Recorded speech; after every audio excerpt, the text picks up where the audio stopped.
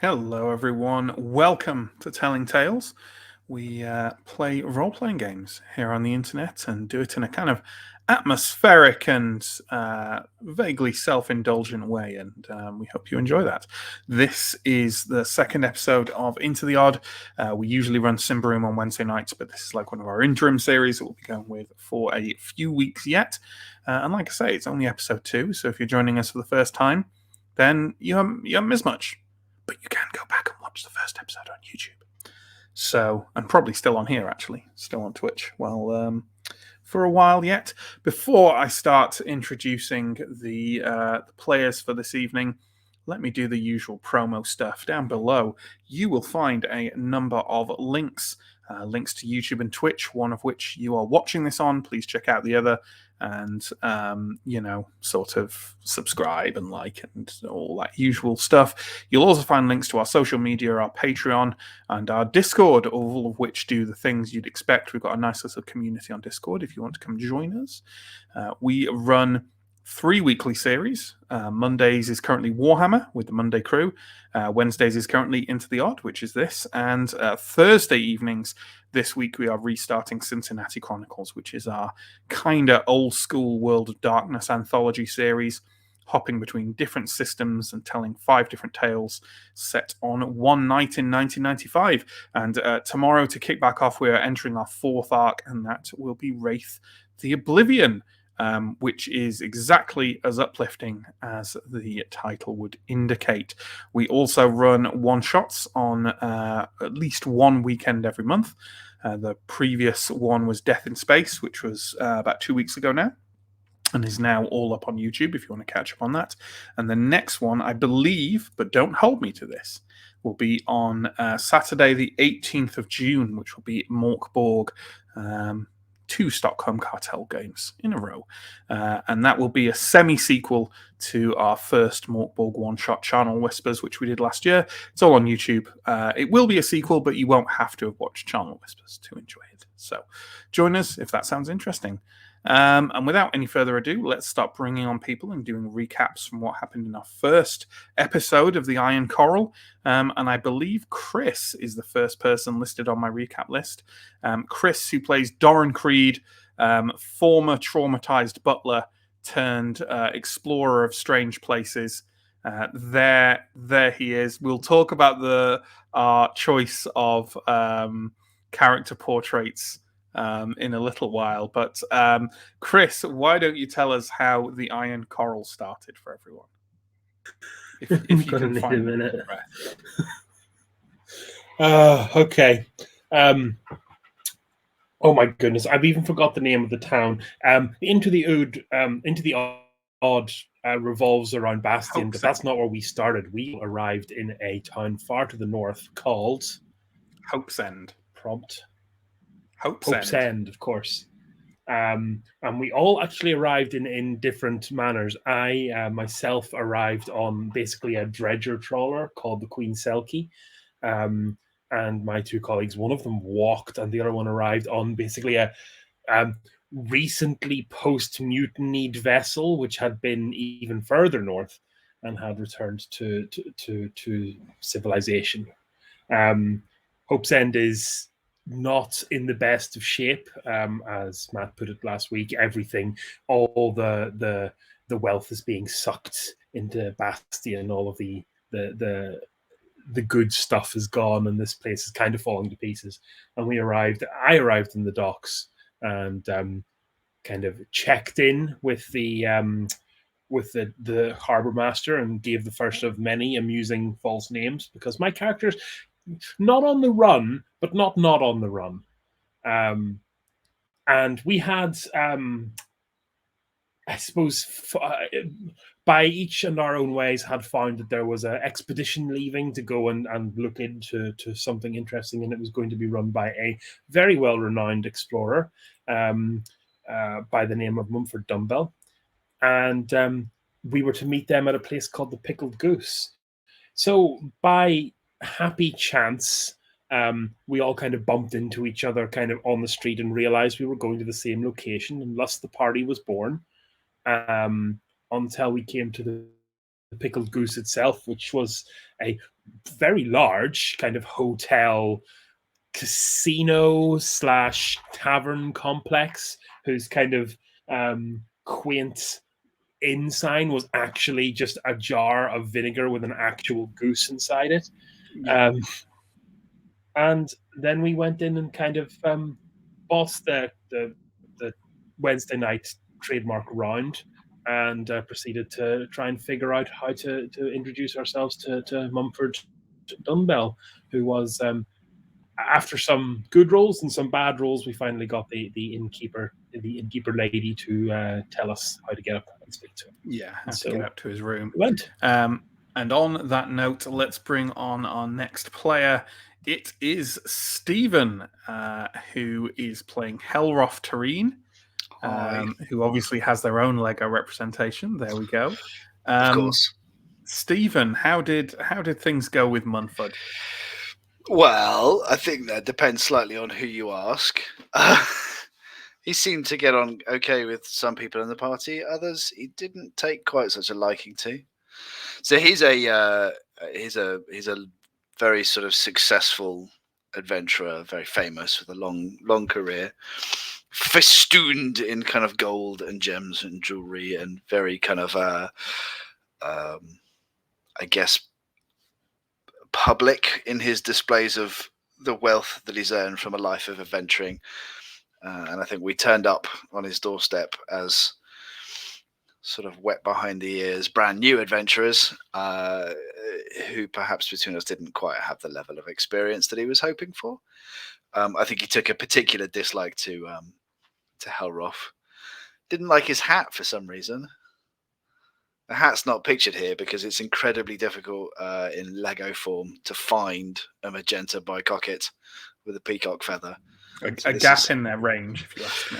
It is, yeah. Like if anybody from Lego's watching, so this is Helroth's lovely flowing hair instead. Yeah, if anyone from Lego's watching, sponsor us. Yeah, first, that would be the.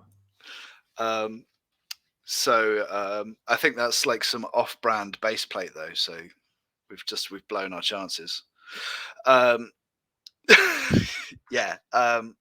So he took a disliking to me, but he essentially told us what our quest was to be, which is a structure, I guess, that he referred to as the iron coral that had kind of raised out of the sea recently. This kind of rusted iron shape with holes beneath it that suggested caves that we could go and have adventures in, accessible via like a hike across a marsh, like a swamp. So he told us to prepare and meet him before dawn the next day, ready for adventure. But in the evening, we went out into town looking for entertainment. We found ourselves in a place called Paradiso Park, which I think was like certainly the worst fun fair that have ever had described in a tabletop game, and arguably the worst that I've been to. So we were arguably. I mean, I've been to some dives. We've all lived in the north of England, like yeah. So yeah, I think we were mainly like trying to find something there that might entertain us, and found that the main entertainment appeared to be from the dock, spectacularly burning down in the night. So we watched that for a bit and then decided that was a great omen for our adventure the next day, because I think as a group we've decided that most things are a great omen. We're a very optimistic bunch, I found. Oh yeah, for sure. Retired for the next day. Yeah, and speaking of the next day, normally this would be where we bring in Sam and he'd give a rundown for that. But unfortunately, we are Samless tonight. Although if we flash up Sam's character Lego on the screen, Sam is playing Tiva Oliphant, former coal miner turned delver. And I'm sure Sam will be back with us next week, and we might get a mic in the next couple of weeks as well. But I will give the final bit of the recap, but also, don't worry, you're not just faced with Chris and Stephen tonight. That would be a fate worse than death. There will be a guest star, folks. There will be a guest star for this episode. But so you woke the next morning and exited Hope's End out into the Fallen Marsh and started your explorations of that with Munford. And you found a few things, even in your kind of first hours there. You found a ruined building with a lost horse outside it. The building itself contains some vials marked with kind of quite old-fashioned drawings of centipedes, which Munford declared to likely be poison from the smell. You managed to foil some looters or robbers ganging up on you. If by foil you mean that as soon as they caught sight of your range of guns, they seemed a whole lot less interested in kind of pressing the point and rapidly vanished into the mist hovering over the marsh. And then you found yourself a kind of fallen orb impacted into the earth, covered in slime and inside a hatch with some kind of humanoid, but not quite human, skeletons in there in odd kind of silvery white outfits with dials and control. You found a crashed UFO. You found a crashed UFO, essentially. And that's more or less where we left it, I think. We are in the middle of a hex crawl here in the Fallen Marsh, and Munford has made it painfully clear, either through indolence or a genuine wish to kind of like let you off the leash and have you essentially kind of tutor yourselves with his help, that he is not going to direct you through the marsh to the Iron Coral, and therefore you can kind of choose which directions to go. And I think I've encouraged the group offline as well. Like, it's up to you whether you want to kind of like 100% the marsh, or just maybe go off on some little side things when you find them interesting, or you just want to make your way directly to the Iron Coral. The world is yours, in a stark contrast to my usual thorough dislike of player agency. So with that in mind, let's pick up more or less where we left off. You are by the Fallen Orb, kind of to the very north of the marsh. I'd say that because that fog is up around you now, I'm not going to give you a terrible amount of information about the places you could go to. But from memory, there are two ways here, unless you want to just completely exit the marsh to the north and therefore leave the boundaries of the game, where your health will slowly tick down, maybe 1 point per second until But if you're staying within the marsh, then to the south you remember seeing a kind of like a faint glittering, as if maybe reflection off water, and there is also a kind of a rough path to the southwest you could take. So your choices are essentially south or southwest. You have no information about the southwest, and all you know about the south is there's maybe some water there of some kind. Yeah, that's it really. What do you think, Doran? Which one's the best path? I'm sick of having wet feet. You want to avoid the wetness and find a path. That sounds like this way. Point to the southwest. There is possibly more water Tally to the ho, south. I believe is the correct. Tally ho! Yeah. Tally ho, indeed. Okay, you stride forward to the southwest. Has anyone did either of you two not roll for weather so far? Can't remember if Sam was one of the I people have who rolled not for weather. rolled for weather. Well, then why don't you roll for the change in weather as we approach the late afternoon and early evening here, Chris? And this is a D20, if I recall, isn't it? It's a D6. D6. Close. Yeah. Very small amounts of weather. I rolled a 1. Okay. 0 in damage that to case, the weather. Yes, in that case, the mist and the moisture that has swamped you since the morning is replaced once again. The rain from the morning comes back. Humid air and fat rain starts kind of battering the various ferns and reeds around you. It's up for grabs whether you're honestly wetter in the rain or wetter being soaked through with the mist. But either way, it's not particularly comfortable as you squelch your way forward. And as you move your way forward, there's not a huge amount to describe in terms of like the landscape and the change in it. You're just kind of trudging through dank, slightly unpleasant marshy ground at the moment. But what you do pick up on after a short amount of time striding forward is that through the rain ahead of you, through the pattering, you can hear what sounds like two voices arguing over something. Not with any kind of particular venom to each other, just kind of like it's clearly an argument these two voices have had before, and they're just going back and forth, almost in a kind of like, brainless, automated fashion. Munford seems completely uninterested in providing any kind of guidance to this. He definitely kind of like cocked his ear and heard it as you were striding forward, but he seems far more interested in the contents of his snuff box. I think I'd like to bend my course a bit towards the sound, so we'll eventually kind of come across these people, if they are people. So no particular preparation other than just making sure your weapons are useful. Just go there. Yeah, it's a jolly old adventure, isn't it? Absolutely. So what you find as you emerge over kind of like almost not an intentionally scooped out area in the ground, just a kind of like, or maybe it's an old moat or an old trench for some reason, but it's long ago been grown over by vegetation and kind of ankle filled with what looks like stagnant water. At one end of it is a narrow kind of tunnel leading into the ground that has a rope hanging out of it. The rope is soaked with blood. It's about 20 foot long, and it's tied to the half-eaten remains of what used to be a cow. Standing over the rope are two individuals who seem to be arguing over the efficacy of having used this cow as bait. They have not noticed you approach. Looking somewhat nervously at the gory scene in front of me.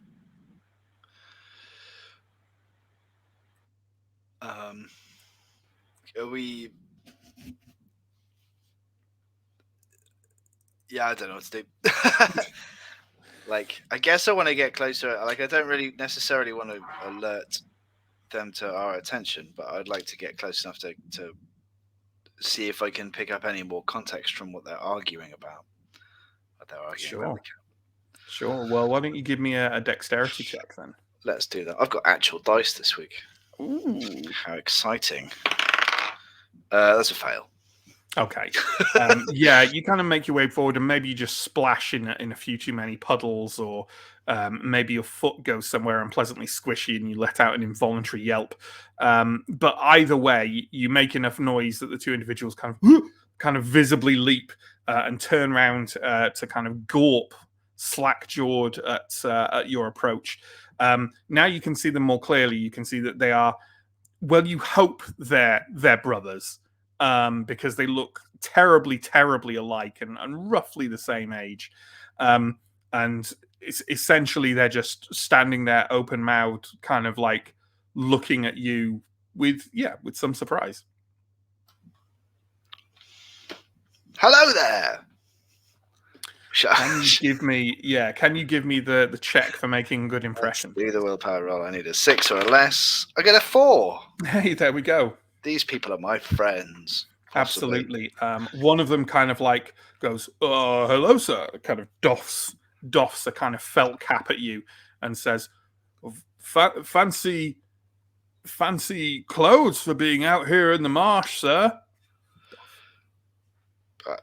Thank you. I'm gonna whip out my hat, put it on so that I can doff it in return, and then tuck it away again. The one you're talking to looks impressed. The other one, who is still kind of standing with jaw hanging slightly open, makes a slightly audible noise.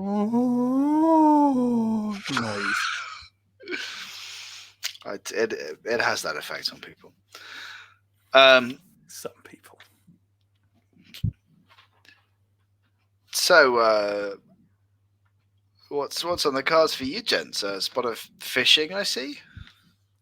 In a way, sir. In a way, there's well, we think there may be some kind of beast in this hole, you see, and we were wondering if we could lure it out with this.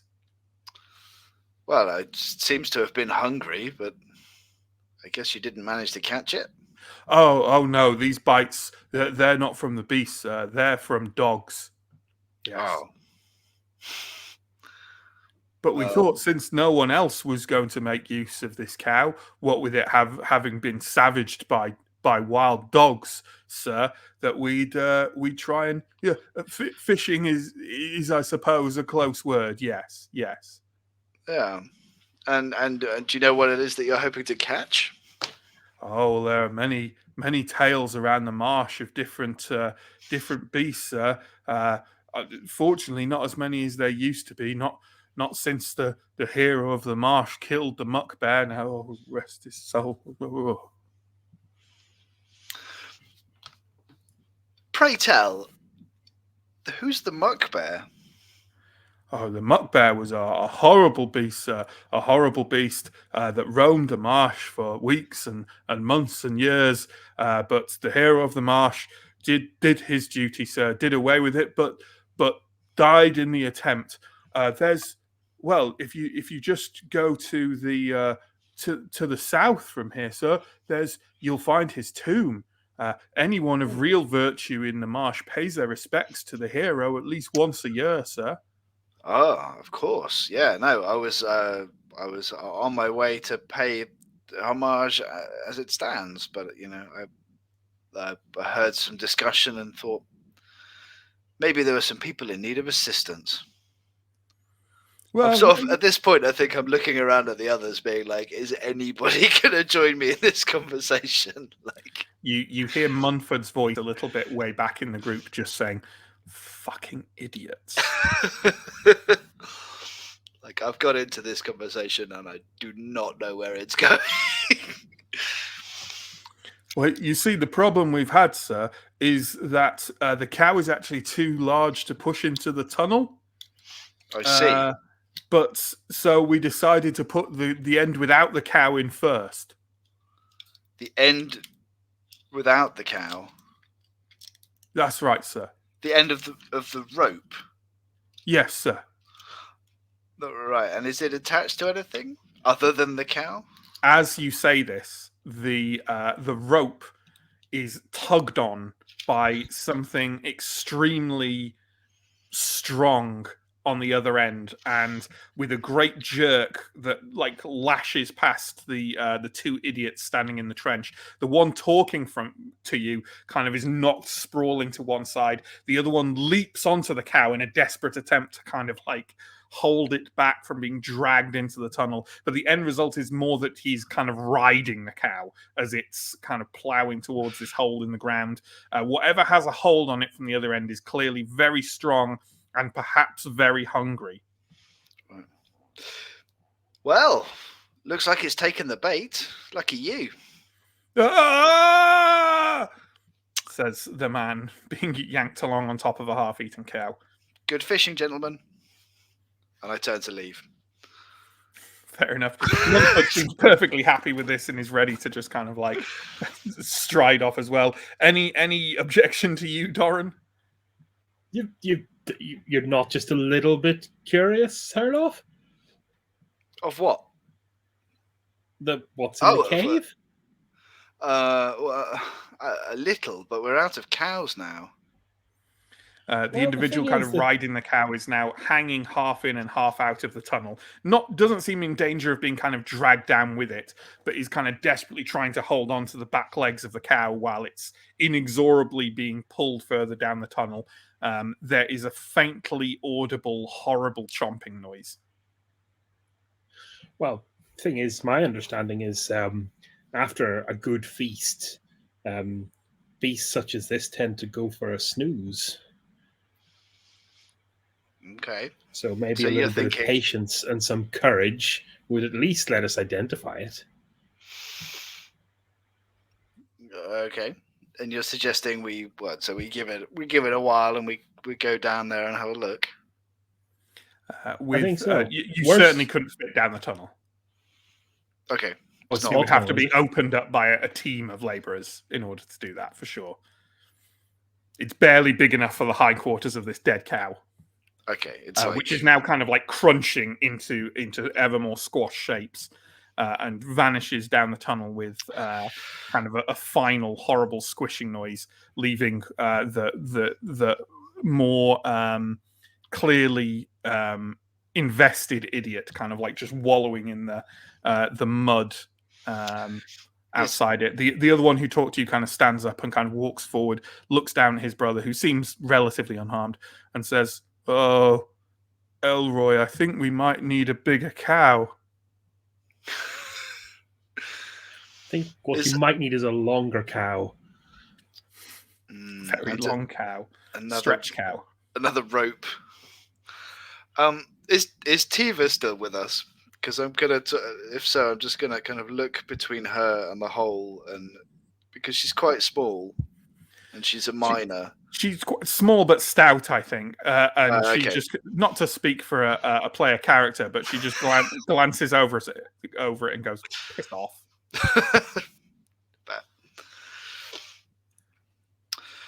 Yeah, I mean, you could try going down the tunnel if you want to crawl down the tunnel towards the thing that just ate a huge, like a half-eaten cow, presumably with no light and so on and so forth. I think from my point of view, Doran, I don't want to appear to be in any way work shy, but I think without evidence that the beast down the hole has a reasonable hoard of treasure down there, I wonder if there are not more profitable areas of this swamp that we could visit. Well, I suppose they did mention that temple, which would be a nice place to maybe take an afternoon break. There may be gifts, there may be offerings. Probably has an intact roof and no coating of slime, which would be an absolute delight. Let's do that. Okay. Well, at this point, as well as we kind of head off and just abandon the brother and start walking south, I will look to Munford for approval. You glance at Munford, and he sort of looks back at you in a slightly withering fashion and says, "Wasted enough time here, have we, Helroth?" I thought that went well. Yes, I thought you might. I'm gonna stride off, convinced that I've got his approval. Absolutely. And are we setting off to the south for this? This is another hex move to do so. Yeah, I think so. Right? Yeah. Okay. Well, you find yourself on the outskirts of what seems like an old. Before long, you find yourself on the outskirts of what seems like an old ruined village. Stephen, do you want to give me a weather roll? Sure. That's a 4. That's a 4. The mist is back, creeping in as the sun comes down, and leaving this settlement in really no fit state to be explored overnight, certainly if you want to actually rest and not get penalties. But what you do find is kind of what seems to be kind of maybe a big old ruined outbuilding, maybe a stone barn or an old mill or something like that on the edges of this small old village. And Munford declares it an excellent place to spend the night, simply excellent, and strides in, and before long you will have kind of like a fire going,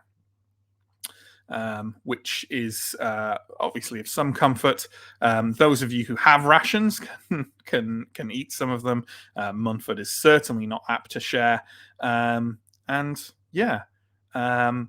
You start kind of bedding down for the night, and just as maybe one of you, I'm going to say, Doran Creed, starts drifting off into the peaceful slumber of a well-worked butler, there is a cry from the edge of the firelight from just outside. A voice shouts, "Excuse me!" Oh, balls. Yes. John? Was I the one that did the shouting? Yeah. I Yes. thought that was pretty clear from context, but sure. I mean, I didn't. Yeah. Excuse. Do you have any more room over there? I don't suppose I could just Room is not just something squeeze we're short in. of. Yes, but I mean, are you exceptionally large? It is a big barn. Well, I mean, I don't think a fellow needs to point it out, but I'm larger than well, a man of your fine Munford, stature. Munford, kind of, who appeared to be kind of bundled up asleep, kind of like turns over vaguely without getting up or anything like that, and just shouts, "State your intentions, sir, or we will shoot you in the head." Oh, I intend to sleep.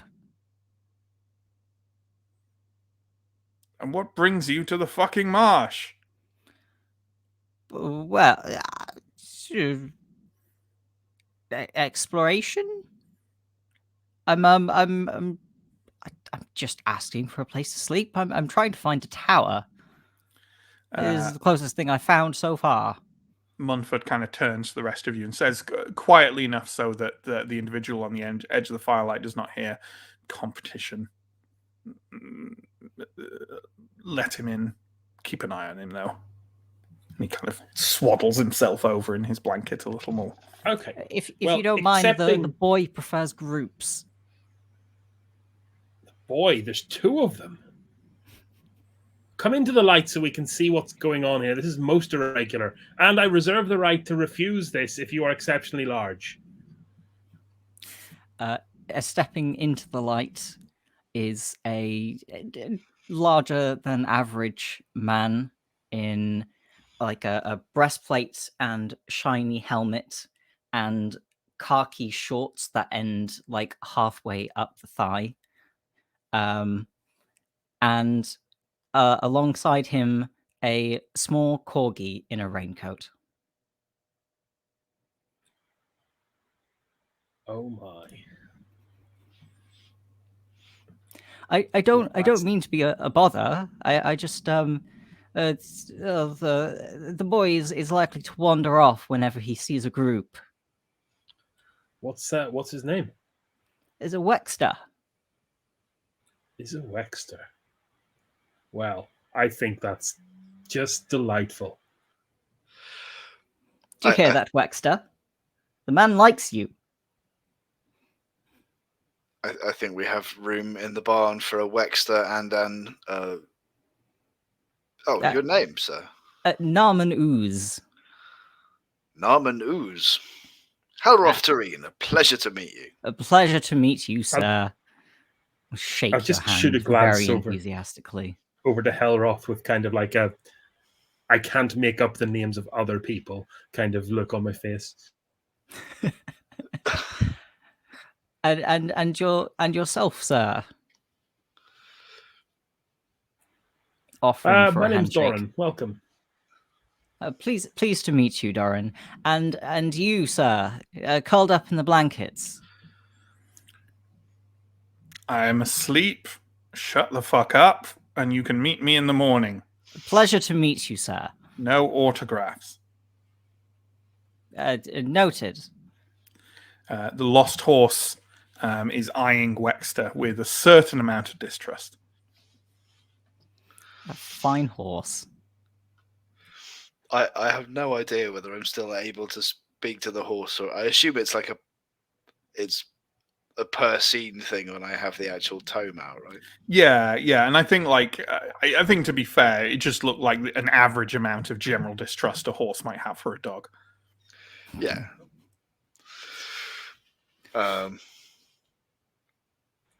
Well, I suppose as our good benefactor says, we should probably get to the business of sleeping and sort the rest of this irregular occurrence out tomorrow. A marvelous plan. Yeah, save our energies for the fascinating swamp trudging we have ahead of us tomorrow.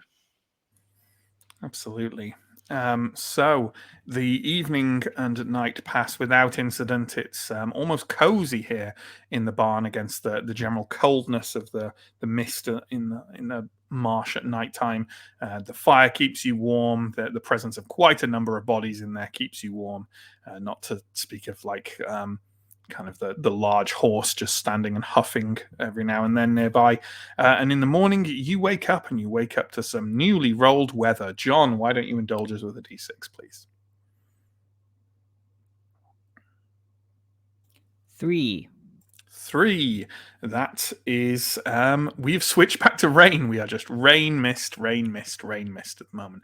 But that's good because it actually isn't great if you double roll the same weather because it intensifies. So, with that in mind, with the patter of rain outside, you can get a much better look at kind of where you are in this ruined little village.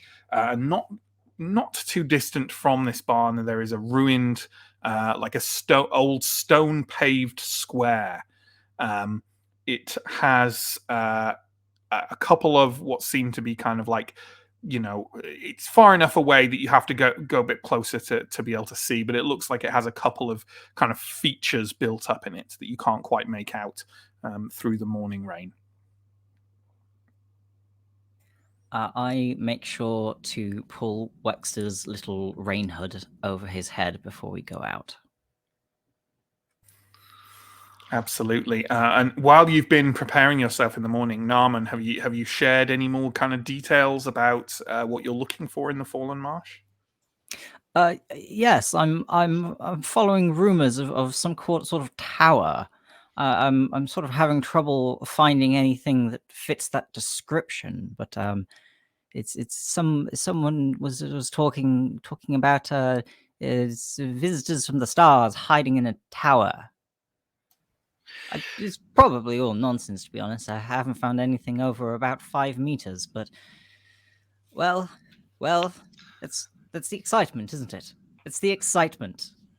Yeah, I don't think we've seen any tall structures, but then visibility was rather poor yesterday. So It was. it does appear to be a place of infinite possibilities. And So this town, is it both ruined and deserted, or is it just ruined? Oh yeah, thoroughly deserted. There is.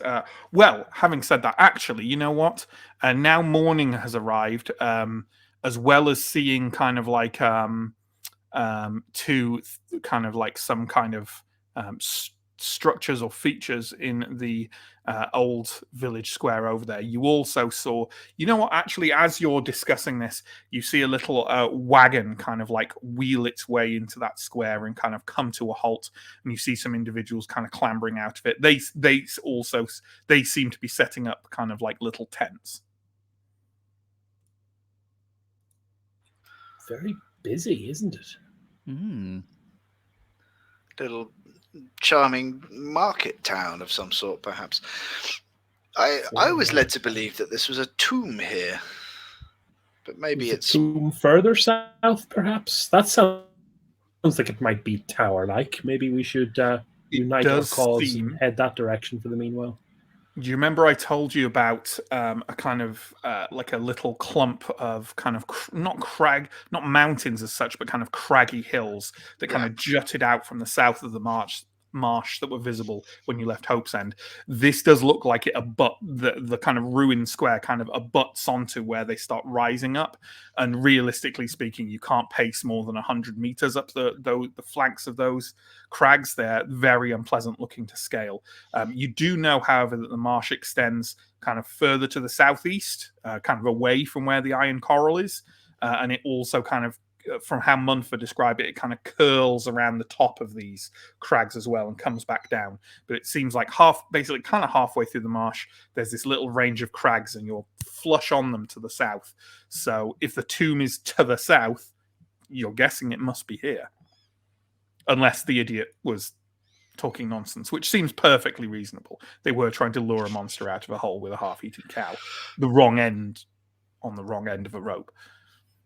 Oh, the idiocy was strong. Okay, have a look around town then.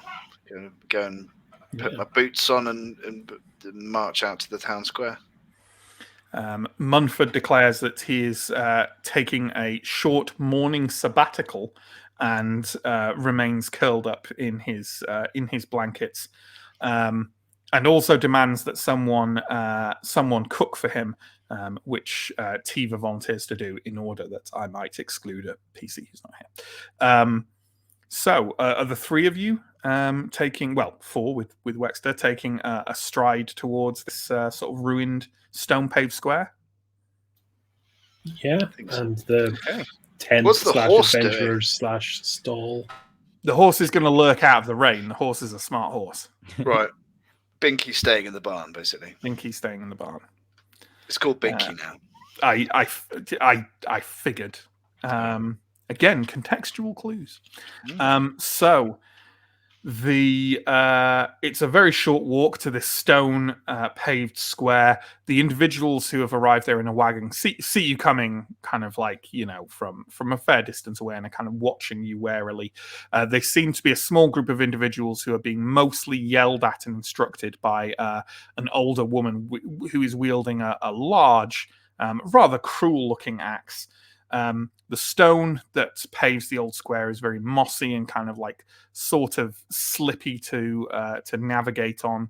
There are a fair few ruined buildings around it, but they're mostly kind of like, mostly rubble and kind of like thigh-high walls. The two features that you saw in the square, there is an old well that still seems to be sort of in moderate repair. It even has like a bucket and a winder that seem to look at them, you'd guess that they would work. And the other feature is a statue of a dog, specifically a terrier. It has a plaque on it saying, "Hero the Terrier, killer of the muck bear, honor his rest." And at the base of the statue, there is a stone opening of steps leading down into the ground. The tomb. We found it.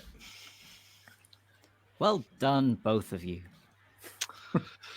I mean, it was, it wasn't our main quest. Oh. It's a mere side quest, but still, it's always nice to, Oh, you seem very enthusiastic about it. Well, I think it's always a pleasure to meet one's heroes. For want of anything else to do. Yes. And Yeah, for want of anything else to do in this wretched, sodden marsh. The people setting up camp, do they look like they're traders? No, not particularly. They look like they're setting, the tents they're setting up are tents to sleep in, and tent, that you might sleep in and put a cooking fire in the center of a ring of. They look like they're pausing. Most of them look fairly wary of you. The old woman with the axe just is shooting you the occasional slightly furious glare, but isn't. They don't seem particularly keen on kind of engaging with you from on their initiative. I think I'm going to given the pick 1,000-yard stare for the sake of politeness. I'm going to pick Wexter up and tuck him under my arm just so that he doesn't run off towards the bigger group of people. Okay. He wriggles excitedly. Is anyone going to more actually engage this the old woman and the other individuals? I am not, so unless Helroth is, I think I'm kind of beelining for the gates to the tomb. Morning! Give me that willpower roll, please. Oh, it's a pass. In that case, the old woman kind of like peers round at the rest of her group, all of which you kind of go, ooh. And she kind of like peers at them cautiously and then turns around and kind of strides over to you. The closer she gets, the smaller you realize she is. You thought she was a large woman wielding, a full kind of two-handed axe. But as she gets closer, you realize that she's very small and she's wielding a normal size axe that looks like a two-handed axe in her grasp. She kind of struts straight kind of right up to you and kind of like pokes the haft of the axe kind of in your face, like in a gesture, and says, Who are you to have this confidence in this place on this day? Hellrough Terrain at your service.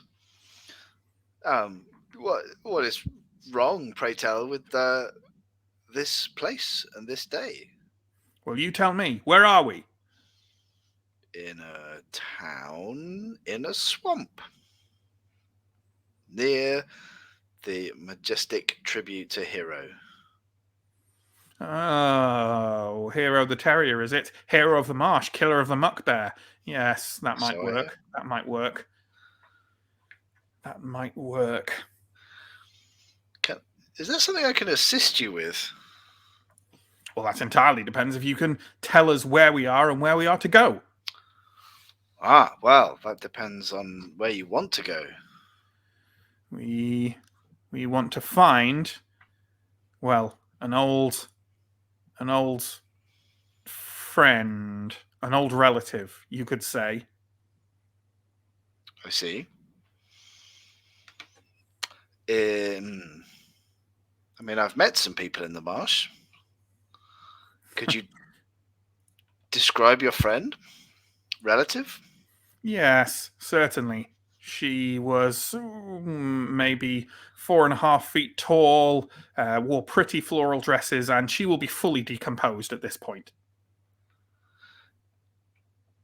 I don't think I've met anybody with that description. But if I do, I can certainly let you know.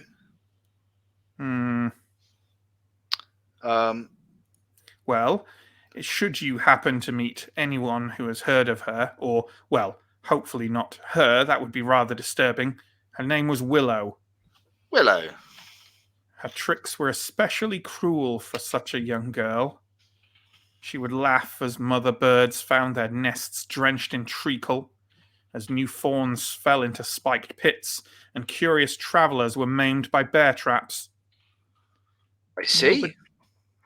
Nobody knows who sent her to the bottom of the water, but everyone was glad. Me most of all. I just need to check that she's still there. I see. Below some water, you say? There is a lake to the northeast of here. Could she be there? Could be. Maybe we will take a look there next. Thank you, stranger. You're very welcome. Have a lovely day. Enough flattery. I do not have time to take you to my bed. Good day. She turns around and strides off to the group, who, upon kind of visual re-examination, you're fairly sure that there are about maybe 12 or 13 of them, and they, based on just a quick visual pat down, you would definitely not be surprised if they were all her sons and daughters. Okay. Are they all broadly the same size? No. Okay. It's just that she's just a small old woman. Okay. I see. This place is almost as unusual as Bastion. Yeah. I prefer the weather in Bastion, but I prefer the sense of opportunity here. I agree, Hellroth. That went well, I thought. So yes, if we see someone 4.5 feet tall, flowery dress, decomposed, possibly underwater, dead. Well, one would presume so. Yes. We know that her family are looking for her, so that's nice. We'll let her know. Let's. I suppose we should do the thing and pay our respects to Hero, the slayer of the muck bear. The muck bear. Very interested to learn more about this particular unusual story. Yes, me too. Absolutely. Well, if is everyone going to start pacing down these stone steps into the ground at the base of Hero statue? Mm-hmm. Well, then you find yourself in a stairway, obviously, with loose stone tiles and patches of moss aplenty. You kind of have to carefully make your way down at certain points where it sags a little more than others. The kind of weathering and erosion on these tiles indicates these steps have been here for a long time, and quite a lot of people have come down here. At the base, you find a room that's only kind of partially illuminated by the sun above, dim as it is, and as sort of dingy as that stairway comes down. I'm happy for any of you to just say you have a torch or something like that. It seems reasonable that you might have such a thing in your pack. I do think the character setup says that you can assume that you have like basic adventuring stuff and stuff. Yeah. But out of interest, who's holding it? I always like to ask that question when people are in it. I'll do light person. Sure, absolutely. That feels kind of appropriate for you as the butler as well. You find yourself in a relatively small stone chamber. Ahead of you are a set of large wooden doors, which look in fairly decent repair. Obviously, behind you is the stairway up. There are a number of slightly rotted wooden benches around kind of the walls. And on the east wall is a very, very faded painting of a dog.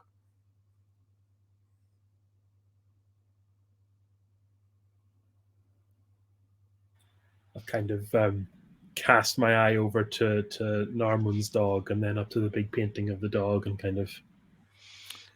Wexter is kind of like looking up at this painting of a dog like... I will hold Wexter close enough to the painting to presumably sniff the painting's hindquarters. Wexter does so and then sneezes. Good boy. So, tell me more about this door. It's a large kind of like ornamentalized, sort of fancied and gussied up set of wooden doors, but nothing with any kind of iconography or writing on it. Just, there's some nice carving at the edges. They look in fairly good shape, but they've certainly been here a while. Do they look kind of used? Because I understand this room's pretty kind of dusty. Do they look like they've been opened and closed a lot recently? Or... Yeah. Maybe the dust isn't quite as gathered on although down here I suppose it's less dust and more kind of scattered bits of soil and old vegetation matter and stuff. But yeah, sure, it's maybe it actually looks. You know what? In fact, is a willpower roll appropriate? I don't know. No, it's not. I think I'm meant to just give you the information in this game. You know what? The benches and the doors almost look as if someone within the last few years at least has kind of swept them clean. Okay. I think I will go up to the door and give a perfect butler's knock.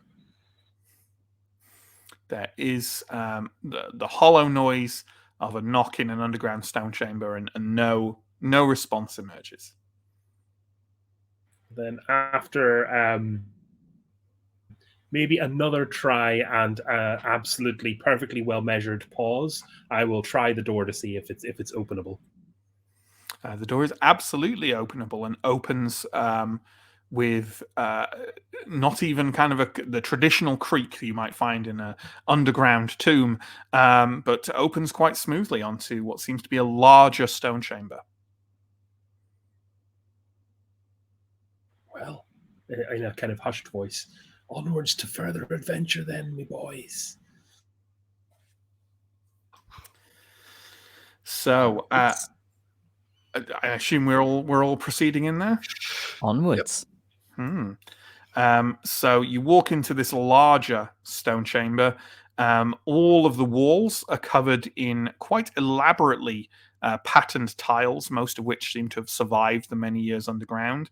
They are patterns of alternately representations of a dog and representation of bones. On the ceiling are strung thick cobwebs which kind of hang down around you to the point where you have to kind of like either duck or swipe them away to make your way through them as you proceed forward. And directly ahead of you in the at the far end of the room, at the center of the far wall, is a large stone sarcophagus that is really quite plain in its aspect, apart from on the side has been chiseled, carved the word hero in large letters.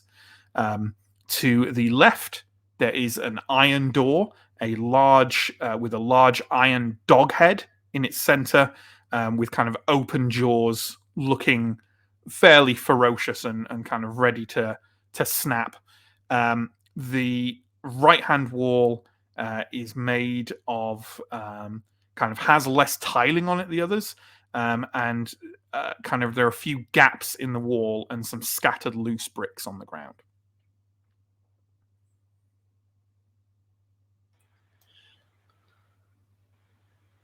I think while someone else takes a look at the eye. Oh, sorry.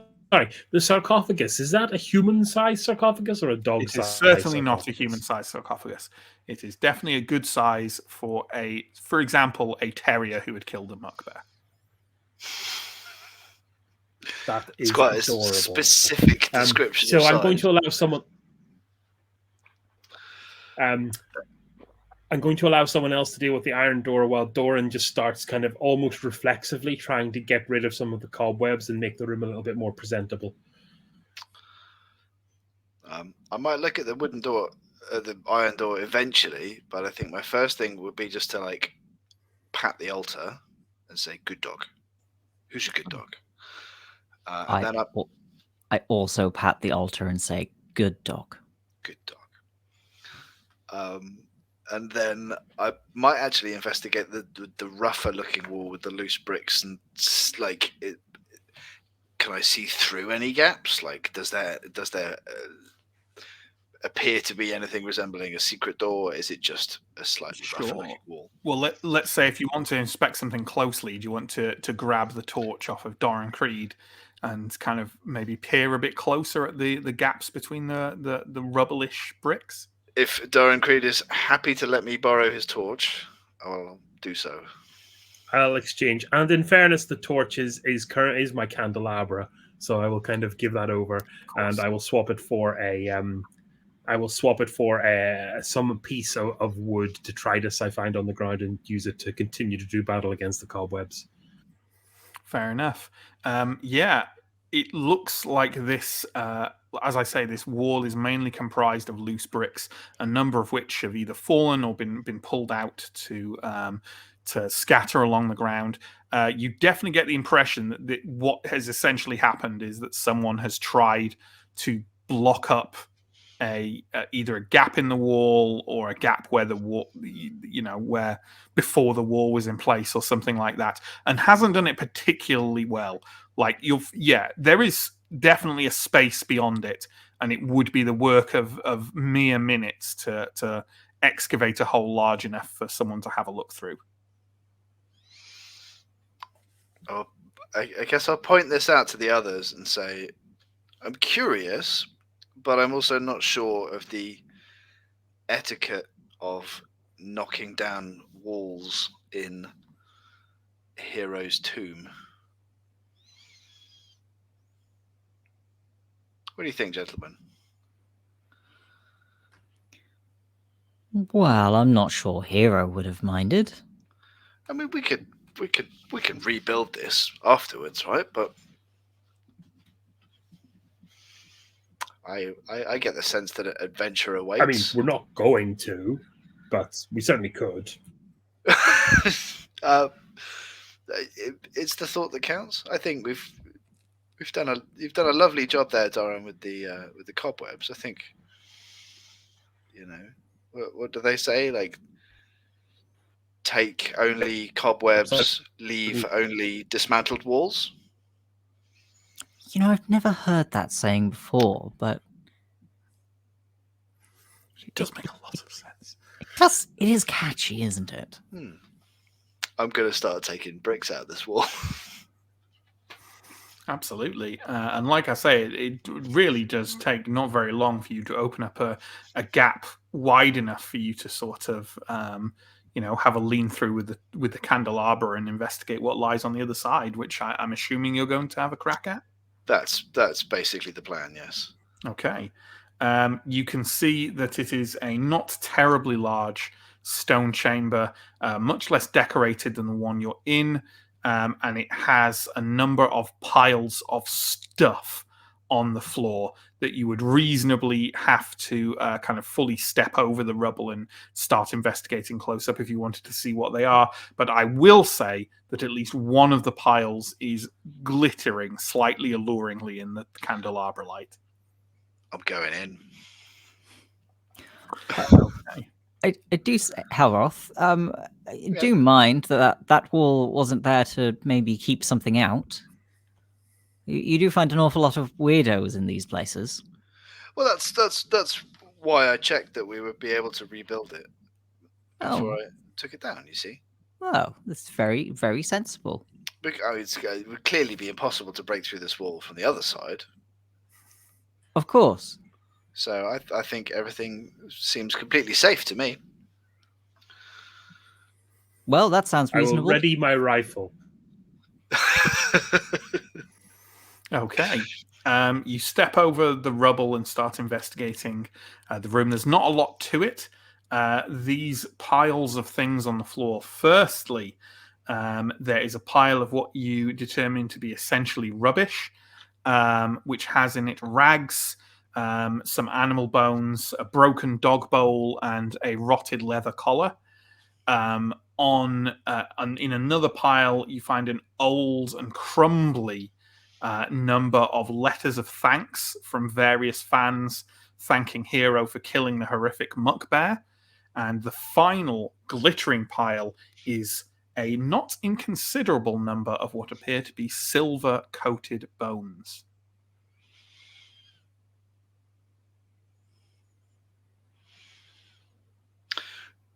Can the others see me at this point? I mean, they could probably see you, but not specifically what you're doing. They could see you carrying the candelabra, but if you're saying that you want to pocket these silver-coated bones for yourself, I'm not entirely sure that they would see you doing this. Treasure's treasure, right? Yeah. I will take the silver-coated bones. Okay. So are you taking them and secreting them for yourself? Yes. So there is... I mean, we've already established the rule that essentially finders keepers when it comes to adventures, so I don't think anybody would want to take them off me. Sure. I'm just aware that I'm beyond the limits of my knowledge of etiquette. Sure. I think we did last time when we had people secrete things. Did we make them roll dexterity? I think that might have been a thing that we did. If not, that's a thing that we can do now. Yeah, Norman and Doran, are you watching how? Well, Doran said he was aiming his musket. So I think that you are watching Helroth go about this, right? Yeah, I think I'm at least paying attention. So I sure. Well, I think Helroth, a dexterity roll is fair. Give us a dex roll to see if you sure. manage to do this. A 9 or less, and I get a 6. Okay, yeah, you managed to snatch up these silver-coated bones and tuck them away into your pack with no one the wiser. But there doesn't seem to be anything else really in this room. Okay. I will step out and kind of dust myself off and start putting bricks back. Absolutely. Norman, Doran, is there anything you're doing while Helroth is rebuilding this wall? I think reassured that we are not triggering any undead muckbear intervention at this time, I'm going to get my candelabra torch and go and take a closer look at the iron door. Absolutely. Like I say, it's a fairly thick-looking iron door with a large iron dog head in its center, open jaws, looking quite fierce. And no kind of knocker as such, and I assume it's... Yeah. No, nothing like that. Look, I don't need it's a quite knocker. Plain other than the dog head. I will give it a knock. You'll reach out and give it a knock. Okay. Can you give me a dex roll, please? Yes, but my dex is 3. 14. Okay. In that case, you're definitely taken unaware when the large iron dog head turns and quite viciously snaps at your arm and manages to catch you. For do I roll the damage here? Do we think, or do you roll the damage on you? Because you're going to know how much damage it does, so I think you roll it. That's true. That's true. Absolutely. Well, it deals 4 damage to you. 4 HP. Mm-hmm. What is your HP? My HP is 4. Okay. Gosh. Well then, let's delve into the odd damage system. So HP in this isn't quite like HP. It's more in a way kind of like armor or shield sort of would be, although there is also armor in this. But essentially, if you have no HP left, you're counted as wounded, and any remaining damage is removed from your strength. And you basically then have to pass a strength save to avoid critical damage. So if you can give me a strength roll, please, Chris, and see if you make this.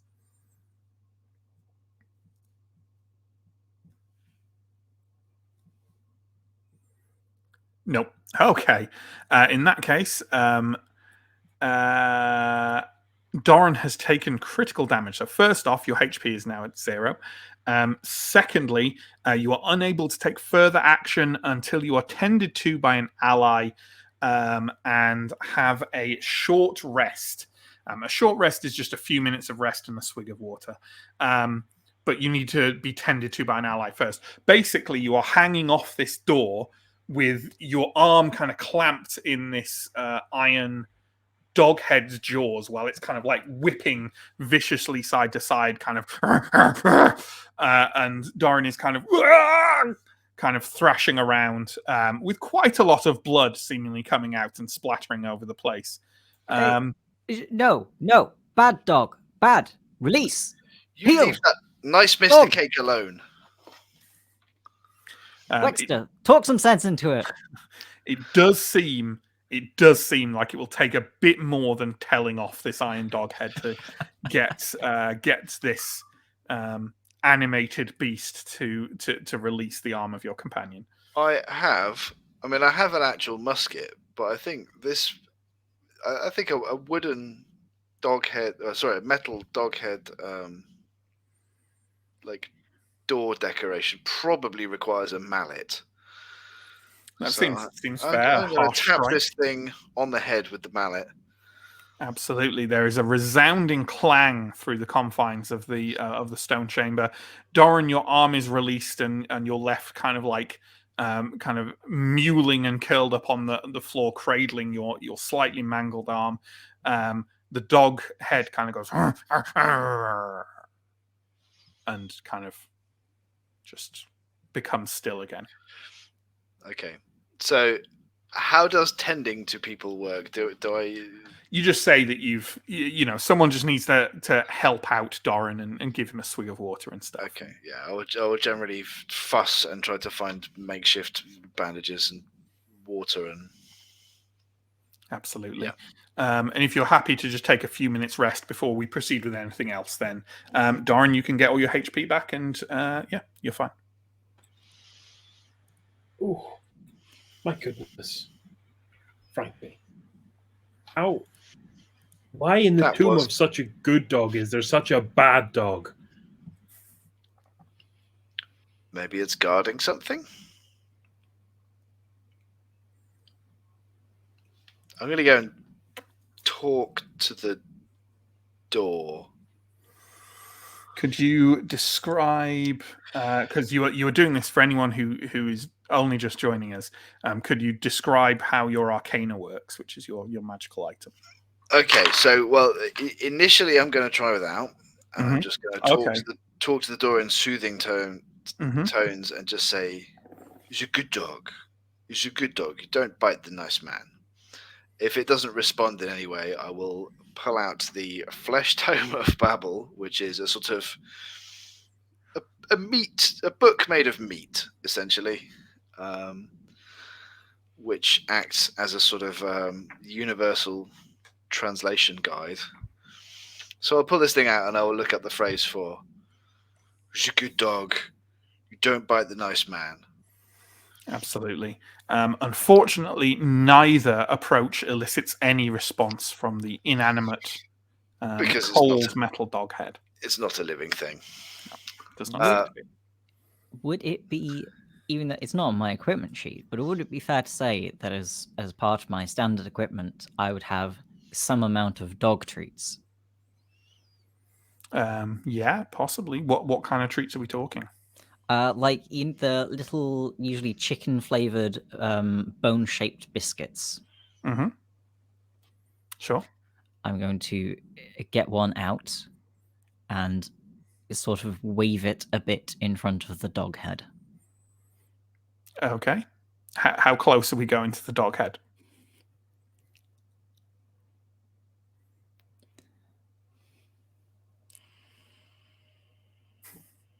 That's a good question. Mm-hmm. I'm quite optimistic about my ability to handle dogs, so I'm going to get quite close with this dog treat. Okay. And you're just kind of waving it at it, though. You're not kind of. I mean, what? We're just like good dog. Be a good dog. Heel. Okay. Yeah. No, I get it, but you're just waving it near the dog head, right? Yes. Okay. Nothing happens. Apparently, Doran is more delicious than this biscuit. I mean, Doran was not doing the exact thing you are. No, but Doran did get bit, and the biscuit didn't. It's true.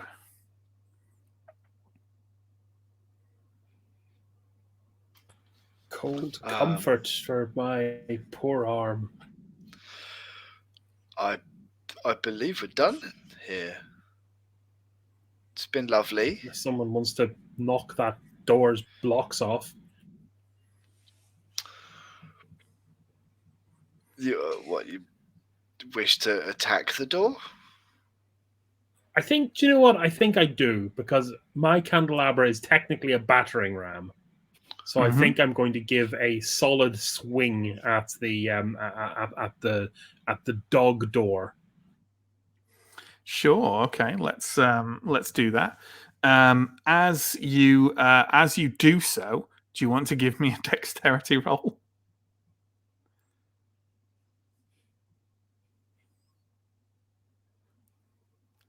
Okay. You are bitten for 6 damage. That is a cruel irony of the character creation system, isn't it? That's a lot more than my maximum health. So that now takes all my health and 2 of my strength. Yeah, your strength is reduced by 2. You are again kind of being tossed from side to side by the. You kind of do you think you maybe took a short run up with your candelabra and kind of used it to sort of batter into the door? And as you did so, kind of like there was a vague clink. Because before your candelabra could fully slam into the door, the dog head just kind of again whipped round, clamped onto your other arm, and started wrenching you around by that, really very, very, very painfully. I shall fetch the mallet. Oh well, hang on. Does he need to do another? He needs to do another. Oh, yeah. You need roll, to do right? a strength save to avoid critical damage.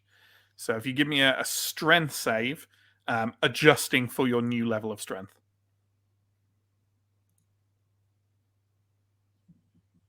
Hey, there we go. So you are still capable of acting.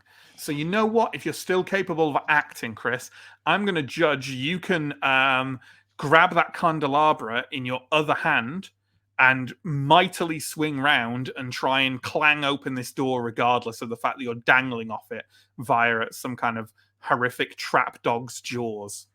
So why don't you give me a strength roll for your friends and fans? My valiant last stand. There we go. You know what? Between the yelps and the growling and the chaos of you being thrashed around from side to side, you manage to get a good grip on your candelabra, bring it around with your. I mean, it is still a mangled arm, but a slightly less at this point mangled arm. Slam the candelabra in. The iron door gives a great shudder and a piercing noise as it creaks horribly on old hinges and sort of rolls slightly to one side. As it does so, the jaws unclench and you are dropped unceremoniously on the floor.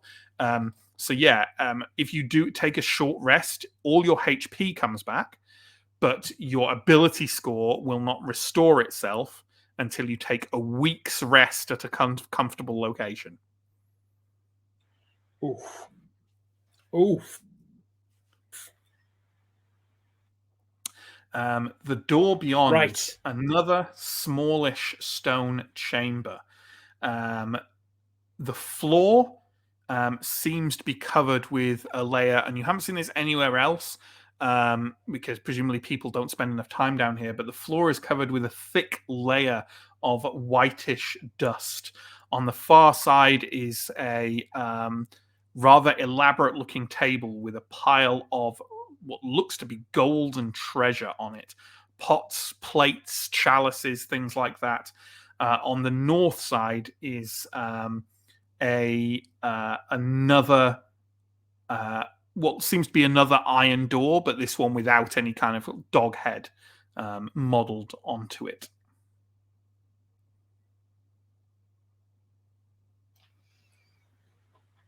I have done enough doors for one day. Helroth, Narmun, good luck.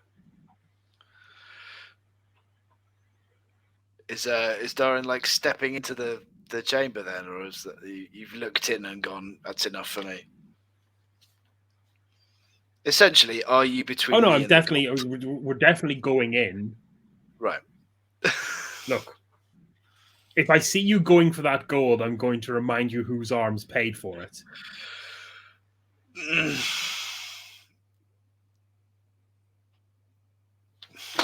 I can't argue with that. I would like the gold, but I also, I mean, Munford told us the rules, right?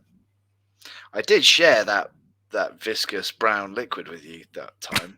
How generous. I have no intention of taking all the gold, mostly because I probably won't be able to carry it, but I expect my fair share given the amount of blood I have shed on this endeavor.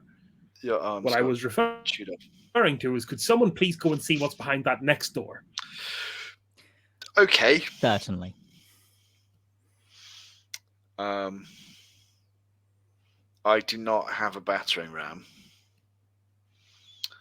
Does the door have anything that resembles a kind of opening mechanism? No, it's very very plain. But you have to kind of go into the room to get a better sense of that. Yeah, I'll go into the room. Okay. Are you doing this kind of cautiously, or I mean, what are you doing? I'll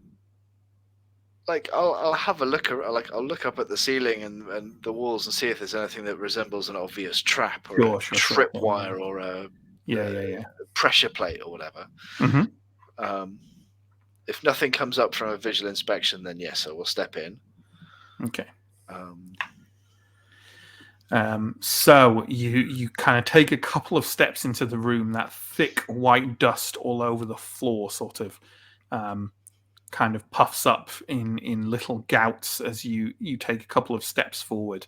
And it takes those couple of steps forward to register the stinging starting on the skin underneath your feet and your shins and your kind of lower legs in general. I am going to turn around and step back out again. Absolutely. Can you give me a dex roll to see how quickly you manage to do this? Sure, why not? Not quickly enough is the answer. Quickly enough. In that case, could you lower your strength by 2, please? Lower my strength by 2. Lower your strength by Sure. 2. The kind of lower part of your legs is now stinging and burning furiously. And as you kind of scrabble up your pantaloons, you can see that really rather unpleasant welts and boils are starting to develop down there from the incredibly caustic powder you've coated your kind of ankles and shins with. Ow, I will say to the others. Good lord. Yeah, I will come out. I will is this thing what? Is this like sticking to my trousers and boots and like? Yeah, with a shake you can definitely get enough of it off to Yeah. not have to worry about it. But yeah, I would like to get as much of it off as possible. Ideally, I would like to leave with my trousers and boots. yeah, sure, yeah. That's fine. Like it doesn't seem to have caused any damage to your boots and your trousers. In fact, only straight for the skin. Yeah. Okay. But definitely, it's in a state where you're quite looking forward to maybe getting up the stairs and getting your feet and shins out in the rain and kind of like, kind of just washing them off because there's still bits and pieces of that powder clinging on. I'm stomping around in a brackish puddle. Yeah, I'm gonna. It's like, hold still, lad, and pour part of my canteen over your lower legs. Thank you. Does that help? Yes. Marvelous. I think I need more of it. I don't know about you, gentlemen, but I think that's probably enough Heroes Tomb for today. Are you sure you don't want to? There's a whole table full of treasure there. There If is, only there but was I some can't. kind of. If only there was some kind of pile of discarded clothing we could use to make some kind of bridge. Or to form a kind of layer of carpet on top of the poisonous fluff. I look around. Is there a pile of discarded clothing, Matt? No, there were some rags in a pile of rubbish in the other thing behind the wall that you have now replaced. Yeah, we're not. I'm not. I mean- I don't think that's sufficient bridge building material. There were like benches in here, though, right? There were benches in the previous room. Yeah, absolutely. We could bring some benches through. Definitely possible. I don't know how much of that stuff the benches will kick up when we try and put them in there, but it's a thought. Well, I mean, let's you think even perhaps if you walked just very carefully and slowly over the powder, you could make your way through it, but it would be a bit of a risk. The benches seem a decent idea. If we had someone that was sufficiently dexterous, maybe. The benches, it's only like it's a layer of powder, maybe like half an inch thick on the floor. So, and the benches are, bench height. So, I'm going to go and take one end of a bench and see if anybody is going to join me in this venture. I'm afraid I am unarmed. See what you did there. Yeah. I'll give you a hand, Helleroff. Thank you. So, I guess we maneuver the bench to the first iron door. And then what I'm just trying to work out is how we get the bench endways into the room. How deep is the room? Like, how many benches would it take to get to the altar? Probably just one. Okay. Probably just one. Like the benches are fairly long, and it's not a deep room. Okay. So do we think maybe if we have like combined strength, we can hold the bench at one end enough to sort of place it? Yeah. You know what? I'm going to ask of the people doing it. I want one of you, and only one of you needs to. Both of you roll, but only one of you needs to succeed on a strength roll to do this without incident. Okay. Okay. I am going to have a go. I pass. Don't forget to account for your reduced. Yeah. strength. I need a 9 with a reduced strength, and I got a 7.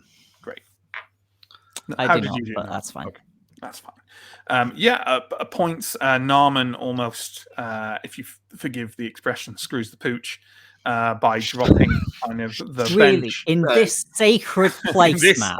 on this holy ground. How could you? But Helroth manages to heave the bench into place, and yeah, it looks, it's kind of rotten, but it looks like it would definitely take someone carefully clambering over it to go investigate this gold treasure. Right. I'm going to look around and see if anybody is looking stupid enough, or if it's me again. Doran's lost his arm, and you've lost everything below the shins, so I suppose this is my turn. Hold this for me. I'll hand Wexter. Right. And gently climb up onto one of the benches and give it a go.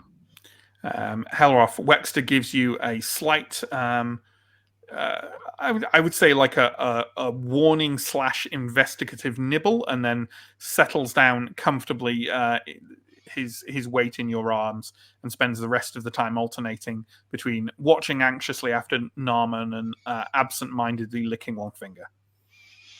Perfect. Narman, despite your, I think it's fair to say, considerable bulk, you managed to get yourself onto this bench and sort of very carefully, very gently make your way forwards with some success. There's a bit of panicky creaking at first, but otherwise it goes fine. You find yourself on the other side, kind of taking kind of a closer look. Have you got maybe the candelabra with you to take a closer look? If Doran would allow me to have it, yes. I will render it upon thee. Absolutely. And you find yourself investigating very carefully a series of, as I say, pots and plates and chalices, all of which appear to be wood-painted gold.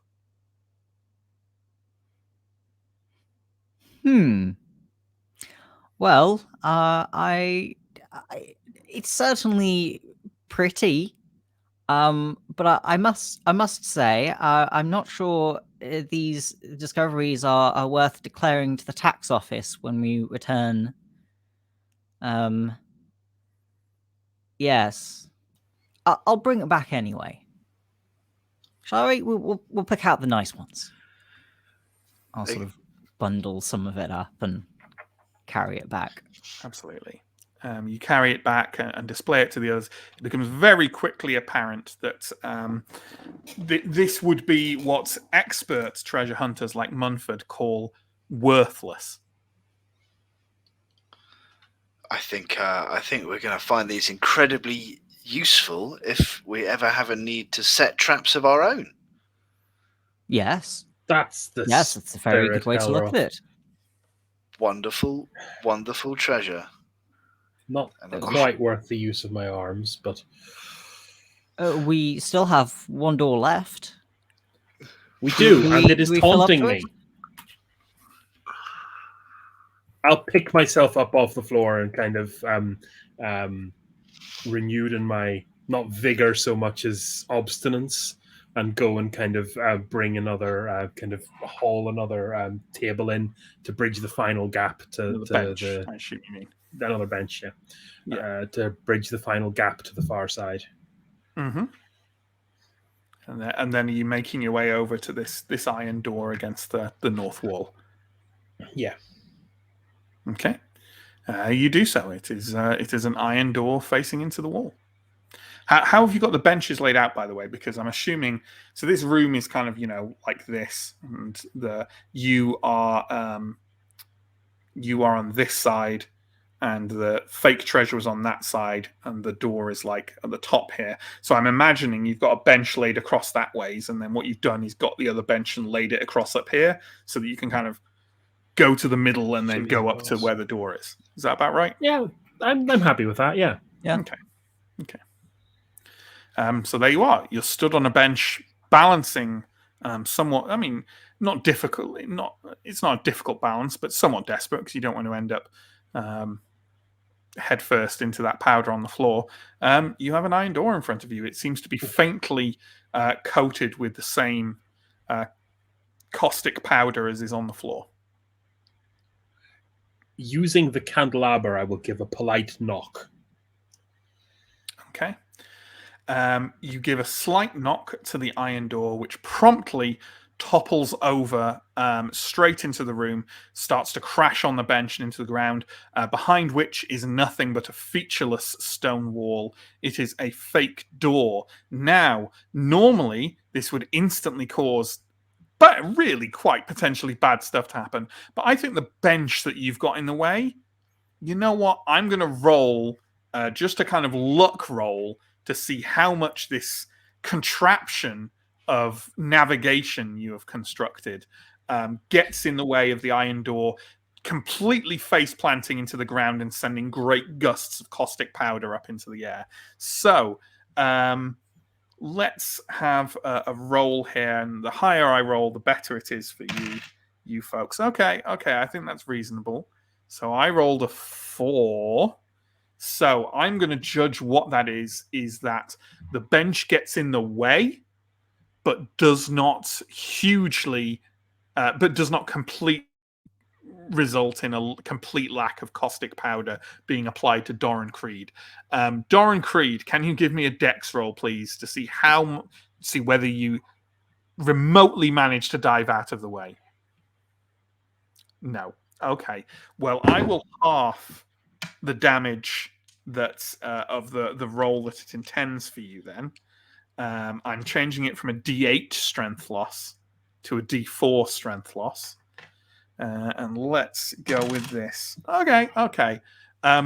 Doran, as soon as this happens and the great gust of caustic powder comes up, is it fair to say that you're desperately scrambling across these benches and kind of diving to get out of the room as swiftly as possible? Yeah, you do that. And in doing so, you almost manage to escape without any unfortunate incidents. But as you're kind of like scrambling on all fours to get out of the bench on the way out, your hands come into contact with a clump of this caustic powder that kind of gusts up from the ground, and adding onto your already mangled forearms, leaves you with unpleasantly blistered and welted hands as you kind of like roll and tumble your way out of the room onto the floor. Could you reduce your strength by 2, please?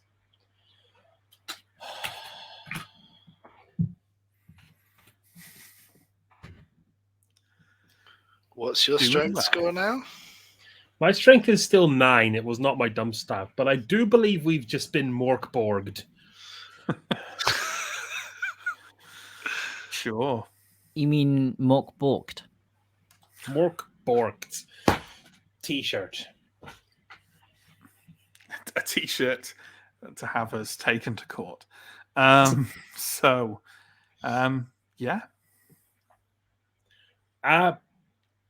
Pox on this place, but not the dog who is good. Dog is good. I mean, I hope dog is good, but dog clearly associates with somebody not good. To have this built in his place of rest.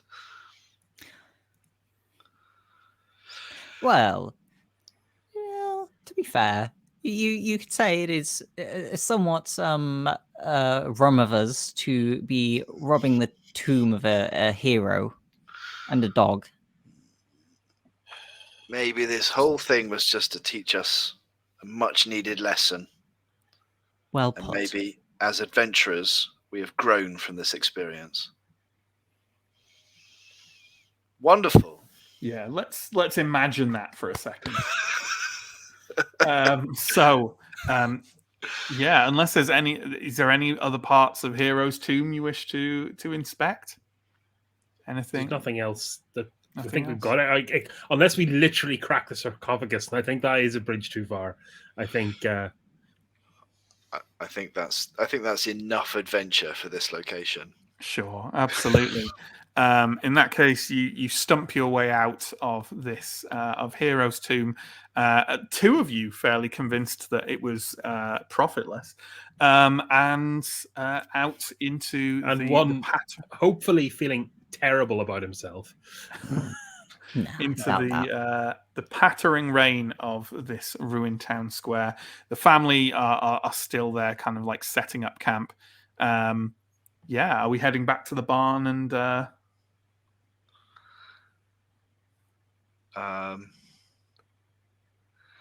Yeah. Well, what sort of state is Doran in? Like, what's actually going to be required for getting your arms usable again? Oh, they're usable. It's just the mechanics of it is my strength has been reduced by a very large number, and my HP is actually back to normal now. I think I'm rested. Okay. Yeah. Well, I in guess that case, I don't know if there's anything else to look at in the town, right? Like there's the town square and there's ruined buildings. Yeah, there were little rubble things. There's that well. There's nothing. Yeah, there's nothing immediately and obviously extra. Shall we investigate the well? Well, if there is a well, then I can wash my hands and we can all treat our caustic lye burned bits and pieces. We could maybe fetch up some buckets of water for sure. Absolutely, you go over to do that. And so who is fetching up this water? I've got hands. Okay then. Yeah, you manage to kind of. It's a bit creaky, but you manage to wind the bucket up to the top, and it turns out to be not so much a bucket as like a kind of like a shallow pan that's been attached to it. It is full of kind of relatively clear-looking rainwater, as well as 20 silver shillings.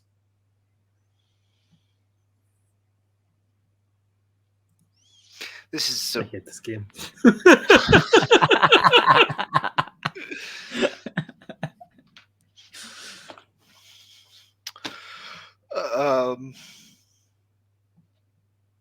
What do you think, gents?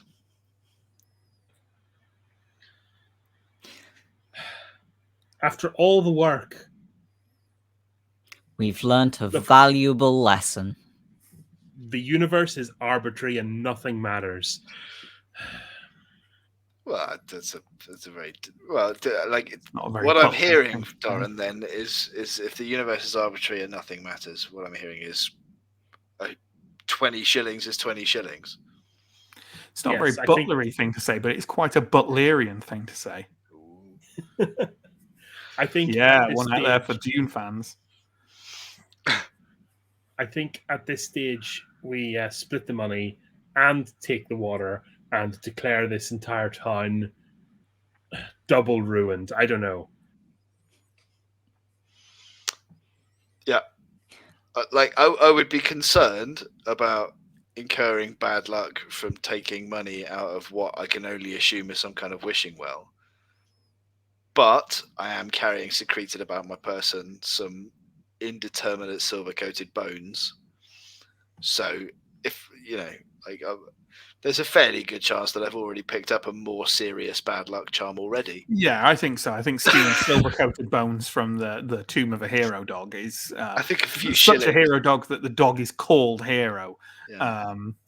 I think there's worse karma for that. All right, well, 20 silver shillings divided by 3. About 6 shillings apiece and a spare for each of you as hazard pay.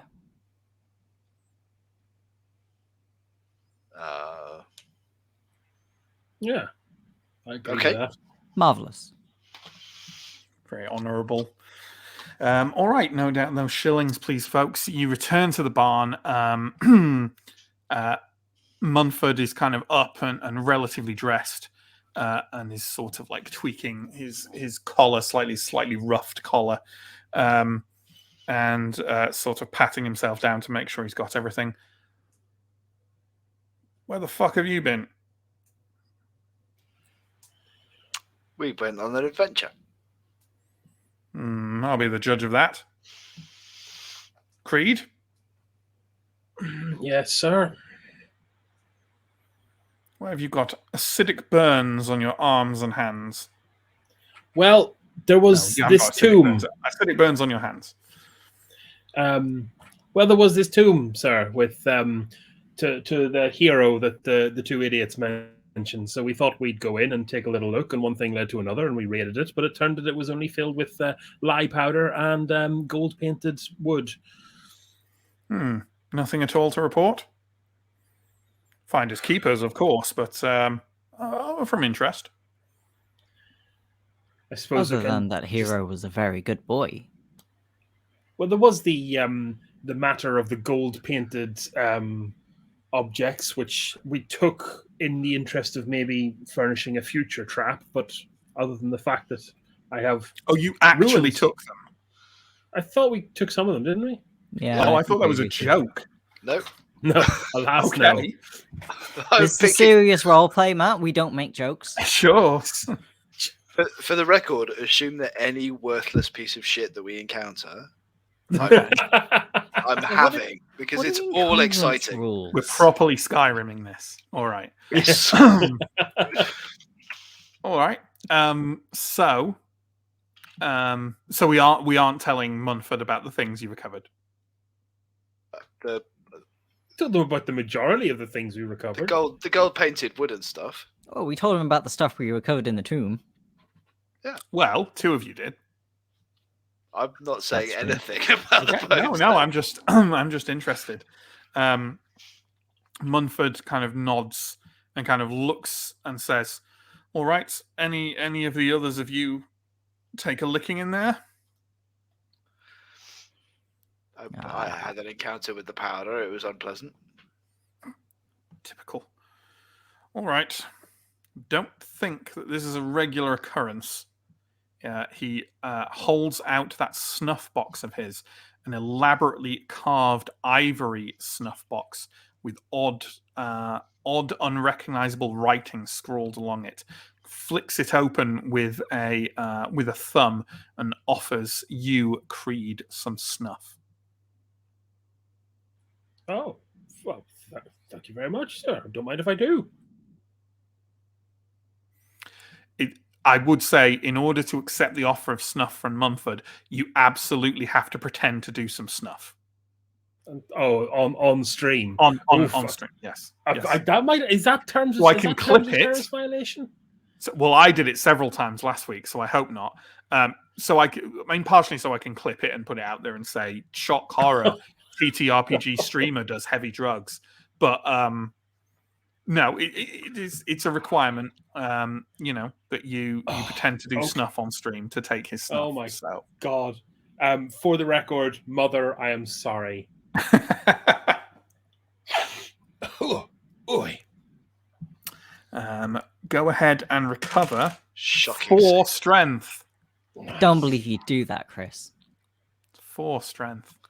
Helroth Tareen, Munford seems, with somewhat grudgingly, to be happy to offer you a pinch of snuff as well. I will take a pinch of snuff. In that case, recover 4 strength. So are we both back up to our top level now?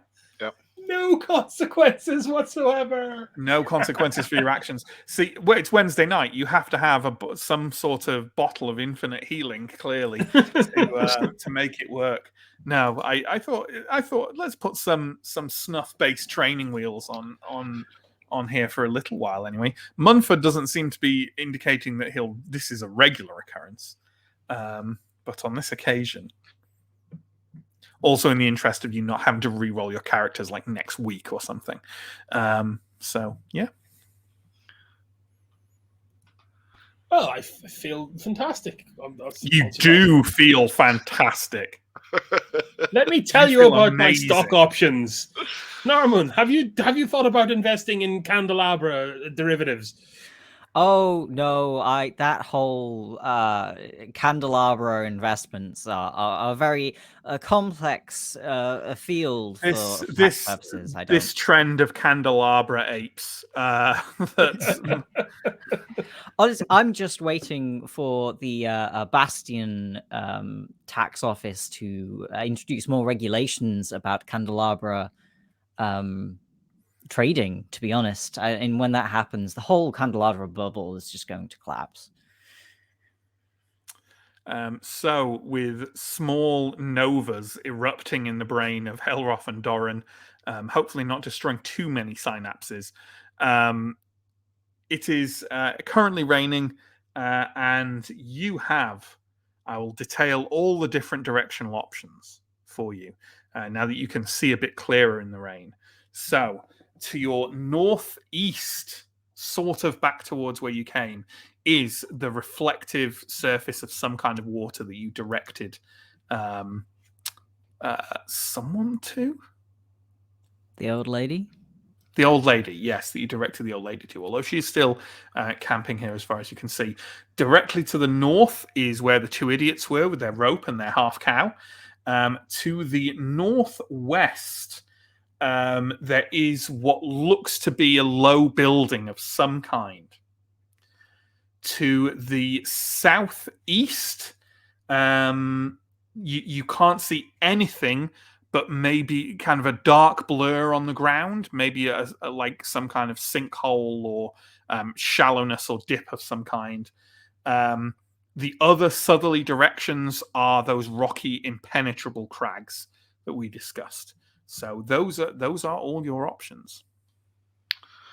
I'm just gonna say right now, like I'm kind of done with sinkholes for the time being.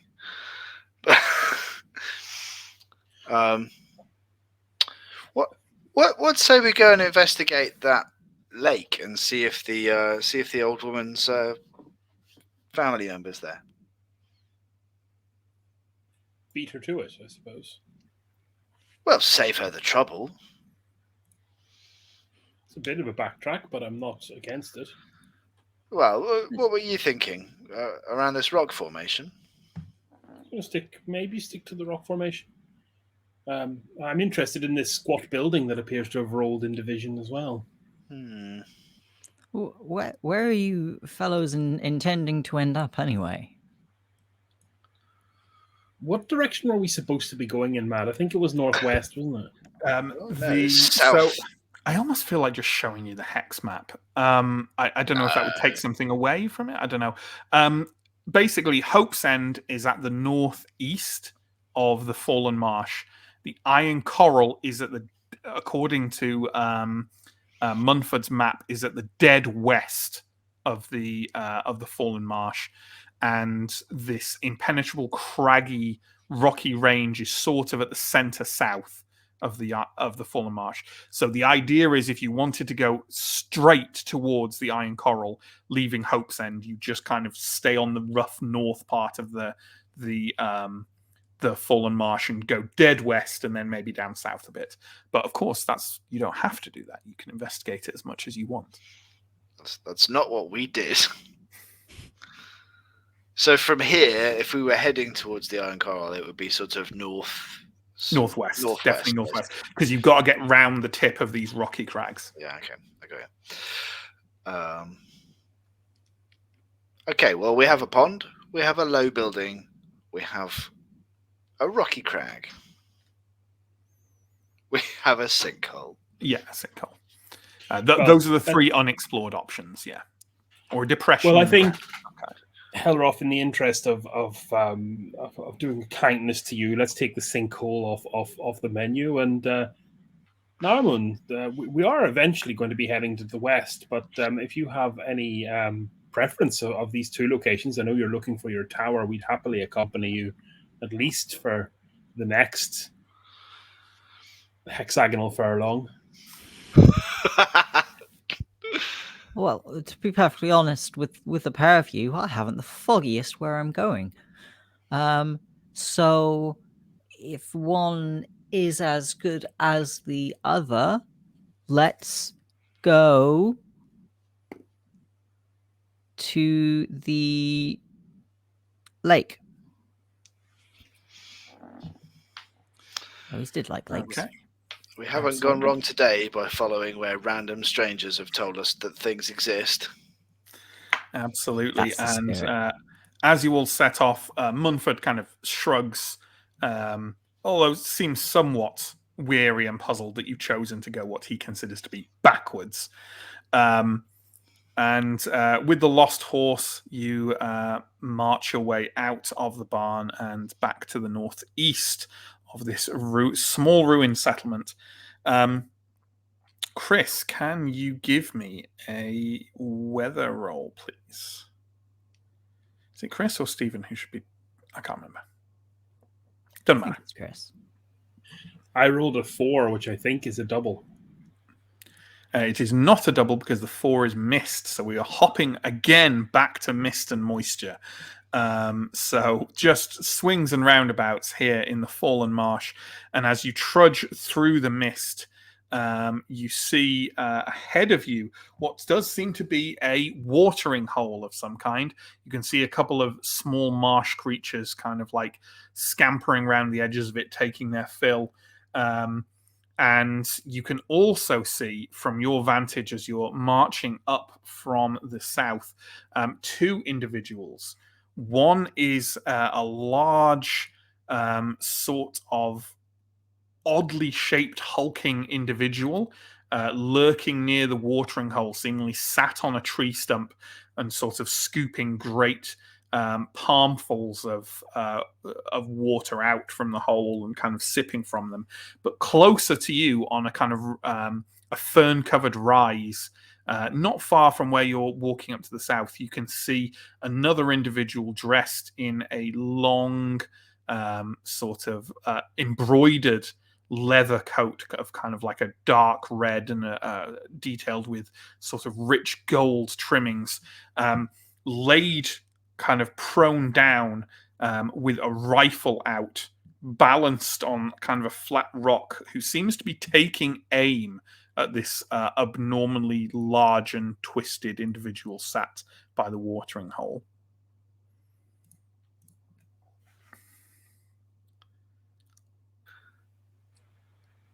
No one's saying anything. My instinct is to hang back and not disturb either of them and see how the scene plays out. Yeah, I think I don't want to disturb the man with the gun while he's clearly working. Munford kind of takes a couple of steps forward and kind of peers between the group and says, "Oh, Vulture. The buzzard, they call him. Has a tendency to follow good, honest adventurers and scavenge from their leavings." Is he referring to the guy with the gun? He's referring to the guy with the gun. Would it be worth us interceding? I am merely here to guide, Creed. I couldn't say myself. Well, allow me to rephrase. Do you know, is there a bounty on him? On the buzzard? No.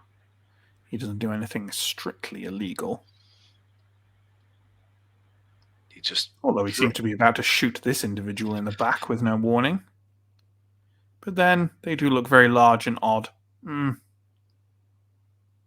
I think I will take a leaf out of Helroth's book, good sir, and intercede here and learn a little bit more. So I'll kind of stroll up the road and go, "Good afternoon!" Very obnoxiously loudly. Absolutely. The buzzard kind of like bucks wildly with the sound of your voice, and with a great crack, his musket goes off, the shot goes wide, and the large hulking individual by the watering hole, you can see kind of like rears to his feet. He's kind of nearly human, but warped and twisted with odd, like large growths, head tilted to one side, one arm kind of hugely swollen and overdeveloped, wielding a large club. And he kind of rears to his feet, looks round and kind of goes, and kind of starts striding away at full pelt with his arms over his head, just kind of off towards the north.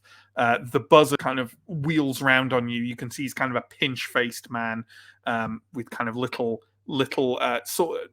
I think Munford also has little kind of round glasses, but the buzzards are sort of like more rectangular and low and have little odd bits on the side, like a little like thing that looks like a magnifying thing, and a few like other twisted lenses to pop into place. He wheels around to look at you, and can you give me a willpower roll, please?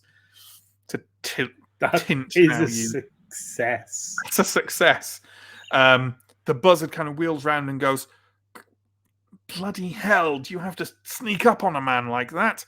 You made me miss my shot, sir." Oh, my apologies. I didn't see the other gentleman? ? Good golly, that was a large creature. Some kind of hulking beast. I don't know. I thought the arm might look good above a fireplace. What are so you you doing are- out here, sir? We are on the lookout for treasures, and we are looking around for objects of interest. Specifically around here, we're looking for the remnants of a young lady. Oh, the Willow Girl. Wrong place for that. Further west, I think. There's nothing there, I don't think. Otherwise, I'd have scraped those bones clean long ago. So the bones are there then. Maybe. Go have a look yourself. Why are you... He kind of peers around at your group and says, Montfort Dumbbell, eh? Oh. Well, if you are in the marsh with good company, I have a hot tip for you.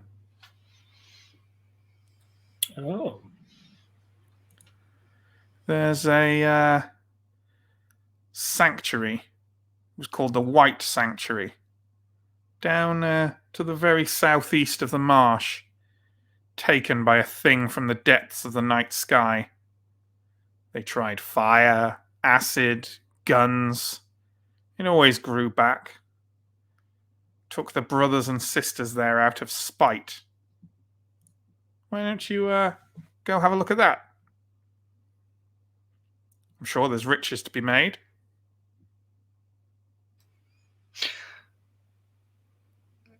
Let me understand. So the White Sanctuary is a place which has been occupied by something large and unkillable. Sorry, have you approached the conversation? Yes. Okay. Yeah, that's me clearly eavesdropping and just like... I mean, unkillable by the local rabble. And You are with the great Munford Dunbell. We certainly sorry, are. good sir. How tall would you say this white sanctuary is in perhaps meters or stories? I haven't been there. I've got no idea. What a ridiculous question. Oh, darn it! I mean, it could be a tower, though, couldn't it? It could be. Could be. It's not a Name tower. like sanctuary. Do you, Ow. No, it's not do a you tower. want the beacon tower? Perhaps yes. Oh, it's far to the southwest, Darn it! near the shore. Oh. Well, thank you very much. Past the Iron Coral. Oh. Can everyone give me a willpower roll? Yeah, absolutely deadpanning that as best I can, and I succeed. Succeed, amazingly. No. But you don't know about the your Iron character Coral, is the do you? type to blurt something out, Narman. Probably. Do you want to blurt out the kind of obvious thing from him mentioning the Iron Coral? Has anyone told me that they're going to the Iron Coral? Have you not? Really? It hasn't No. come up in conversation We have at all? not. Yeah. We Well, skirted I'm around. going to intervene and say that Sam's character has. Okay. It's more amusing. in Damn this it, Sam! Sam! Oh, the Iron Coral. Well, it looks like our destinations are nearby, lads. The beacon and the coral. Good luck with those. Thank you. Do you think you might venture to this sanctuary at all? If we head to the south, we can cover all three. I mean, he did say the sanctuary was to the southeast, which is... You would have the rocky crag. It's not an obvious way to do it, if you see what I mean. You absolutely can. You can cover every inch of this marsh if you want. It's just... Yeah. I feel like at the very least, I might not give you the full hexes, but I might at least give you a little map of the place for next week. I think I've got a sort of a mental picture of it. Like it maybe it'd be useful for the viewers. We could close our eyes.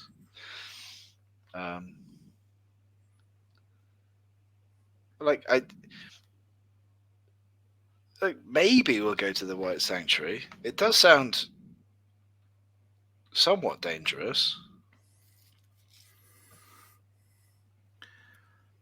Chaps, are you still talking to that human jackal?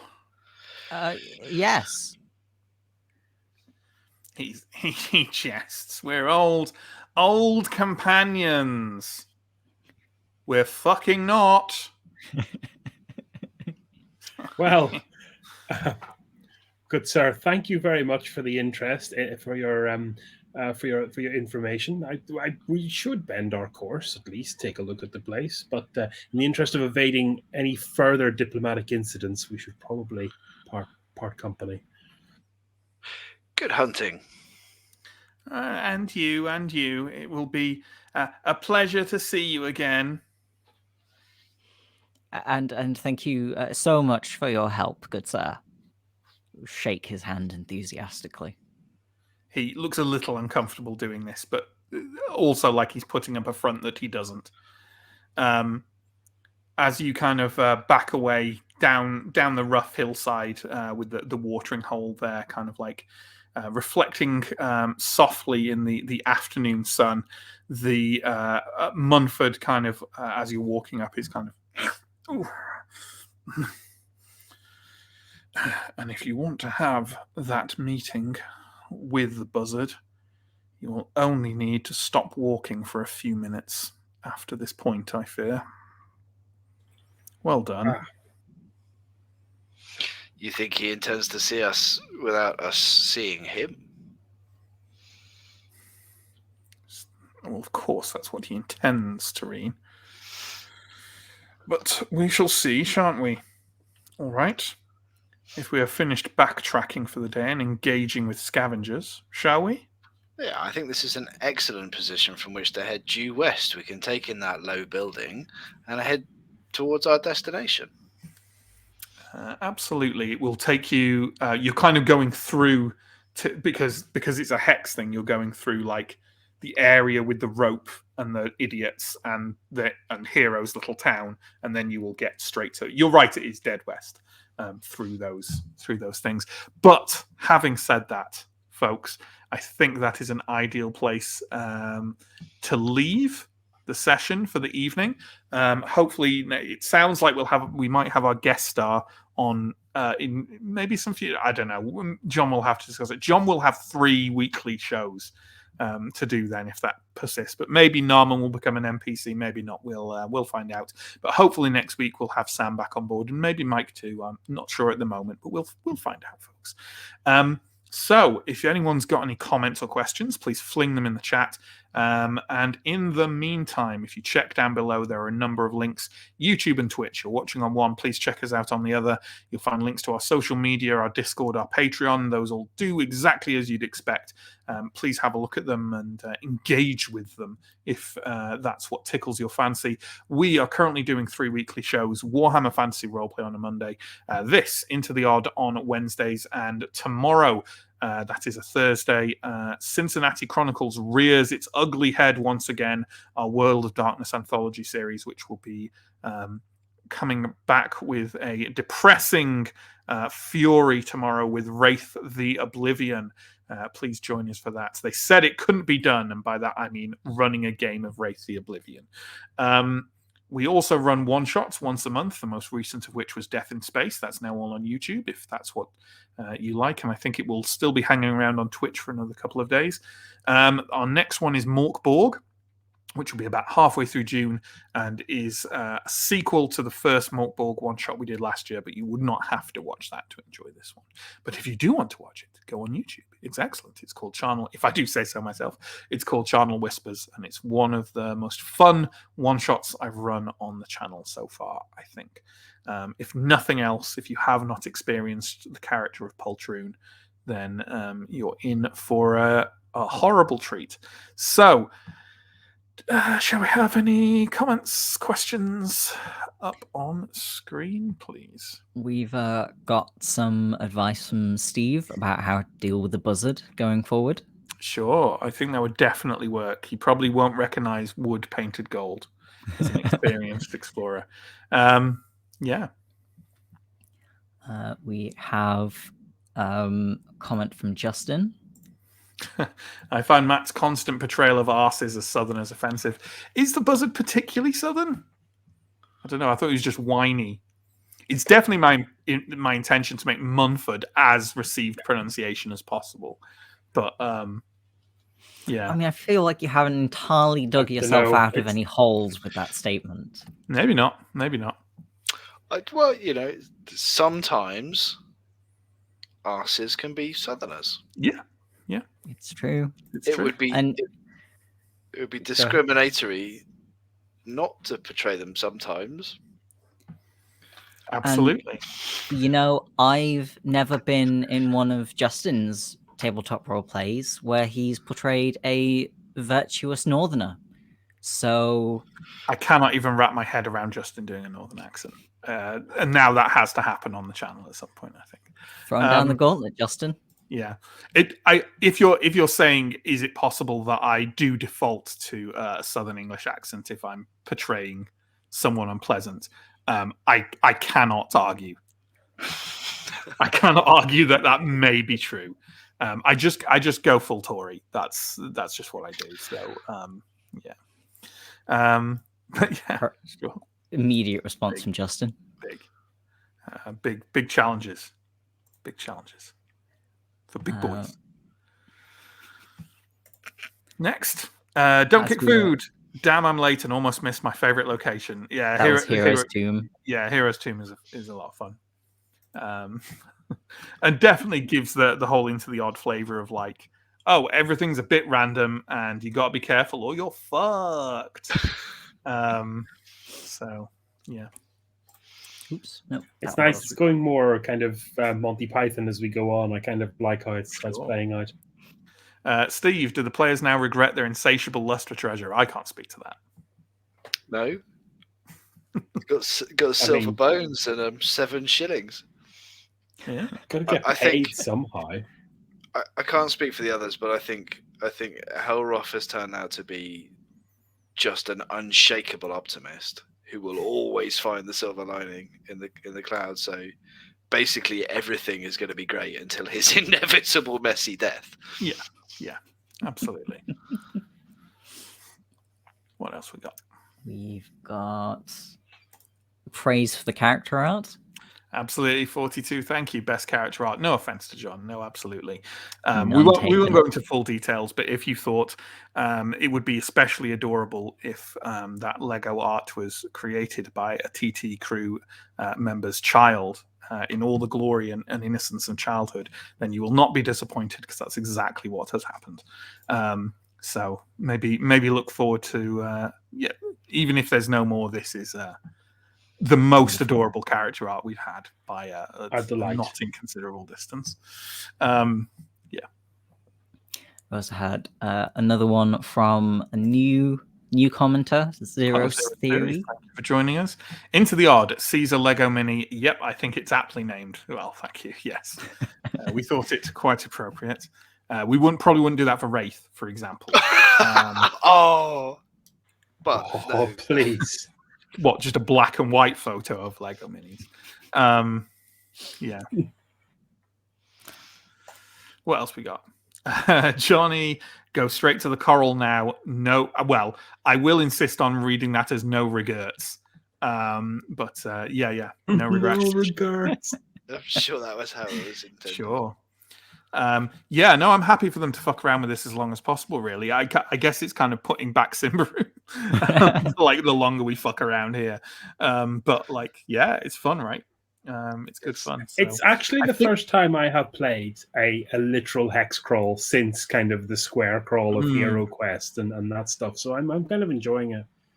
Yeah, it's fun. Nice it's quite to have like kind of episodic low stakes stuff rather than kind of gradually hacking away at a mystery wall. And it's almost zero prep for me, so I'm not objecting. But yeah, I think you'll scavenge your way through a lot of the swamp a lot quicker when you're not in an actual location, if you see what I mean. Like the Hero's Tomb is what took up like a lot of this session, but there's only like I think there are 3 locations in the marsh, so like a lot of it is just going from place to place and having odd little encounters and whatnot. So yeah. What else we got, John? Anything? John and his cats and dogs. Hey, Lowen. I do have to say, this one was a random roll that I had no control over. All randomly created characters. But yeah, your Warhammer character's got a little dog, right? And my Simroom character's got a Oh my huge god, cat. yeah, I didn't even think of Yeah. that. Yeah, yeah. Good lord. This Good is lord. the only one that's named after a Tyrannosaurus Rex with miniguns for arms, though, right? I might just get blank looks now. Have you guys seen Axe Cop? No. I just didn't make picked the a name from the connection. book. Oh, Okay, Wexter's one of the random names you can roll. so there is. If you haven't seen it, it's quite old now. But there is a comic book that is sort of drawn by an adult cartoonist, but written by his kid, right? 6-year-old much younger brother. Axe Cop, and Axe Cop has a pet T-Rex called Wexter who has miniguns for arms, because that's the kind of thing that happens in that comic. Yeah, I assumed it was a reference to that, but that's amazing. Well, a happy coincidence. We got anything else, John? I think that is everything, other than just in slow descent into madness in the chat. But we won't delve into that. Nah. Thank you. Stuff on our activity feed. Thank you for the resubscribe to Lord Malice. We really appreciate it. And welcome on board too. I think the others from earlier have been covered, but Nana Slate and Free Thrall. Thank you for your follows. You are much appreciated. And yeah, we'll see everyone tomorrow night, or some of us will see everyone tomorrow night for Cincinnati Chronicles, and we'll see you on Monday for Warhammer, and we'll see you next Wednesday for Into the Odd. Thanks everyone. Take care and stay safe. Goodbye.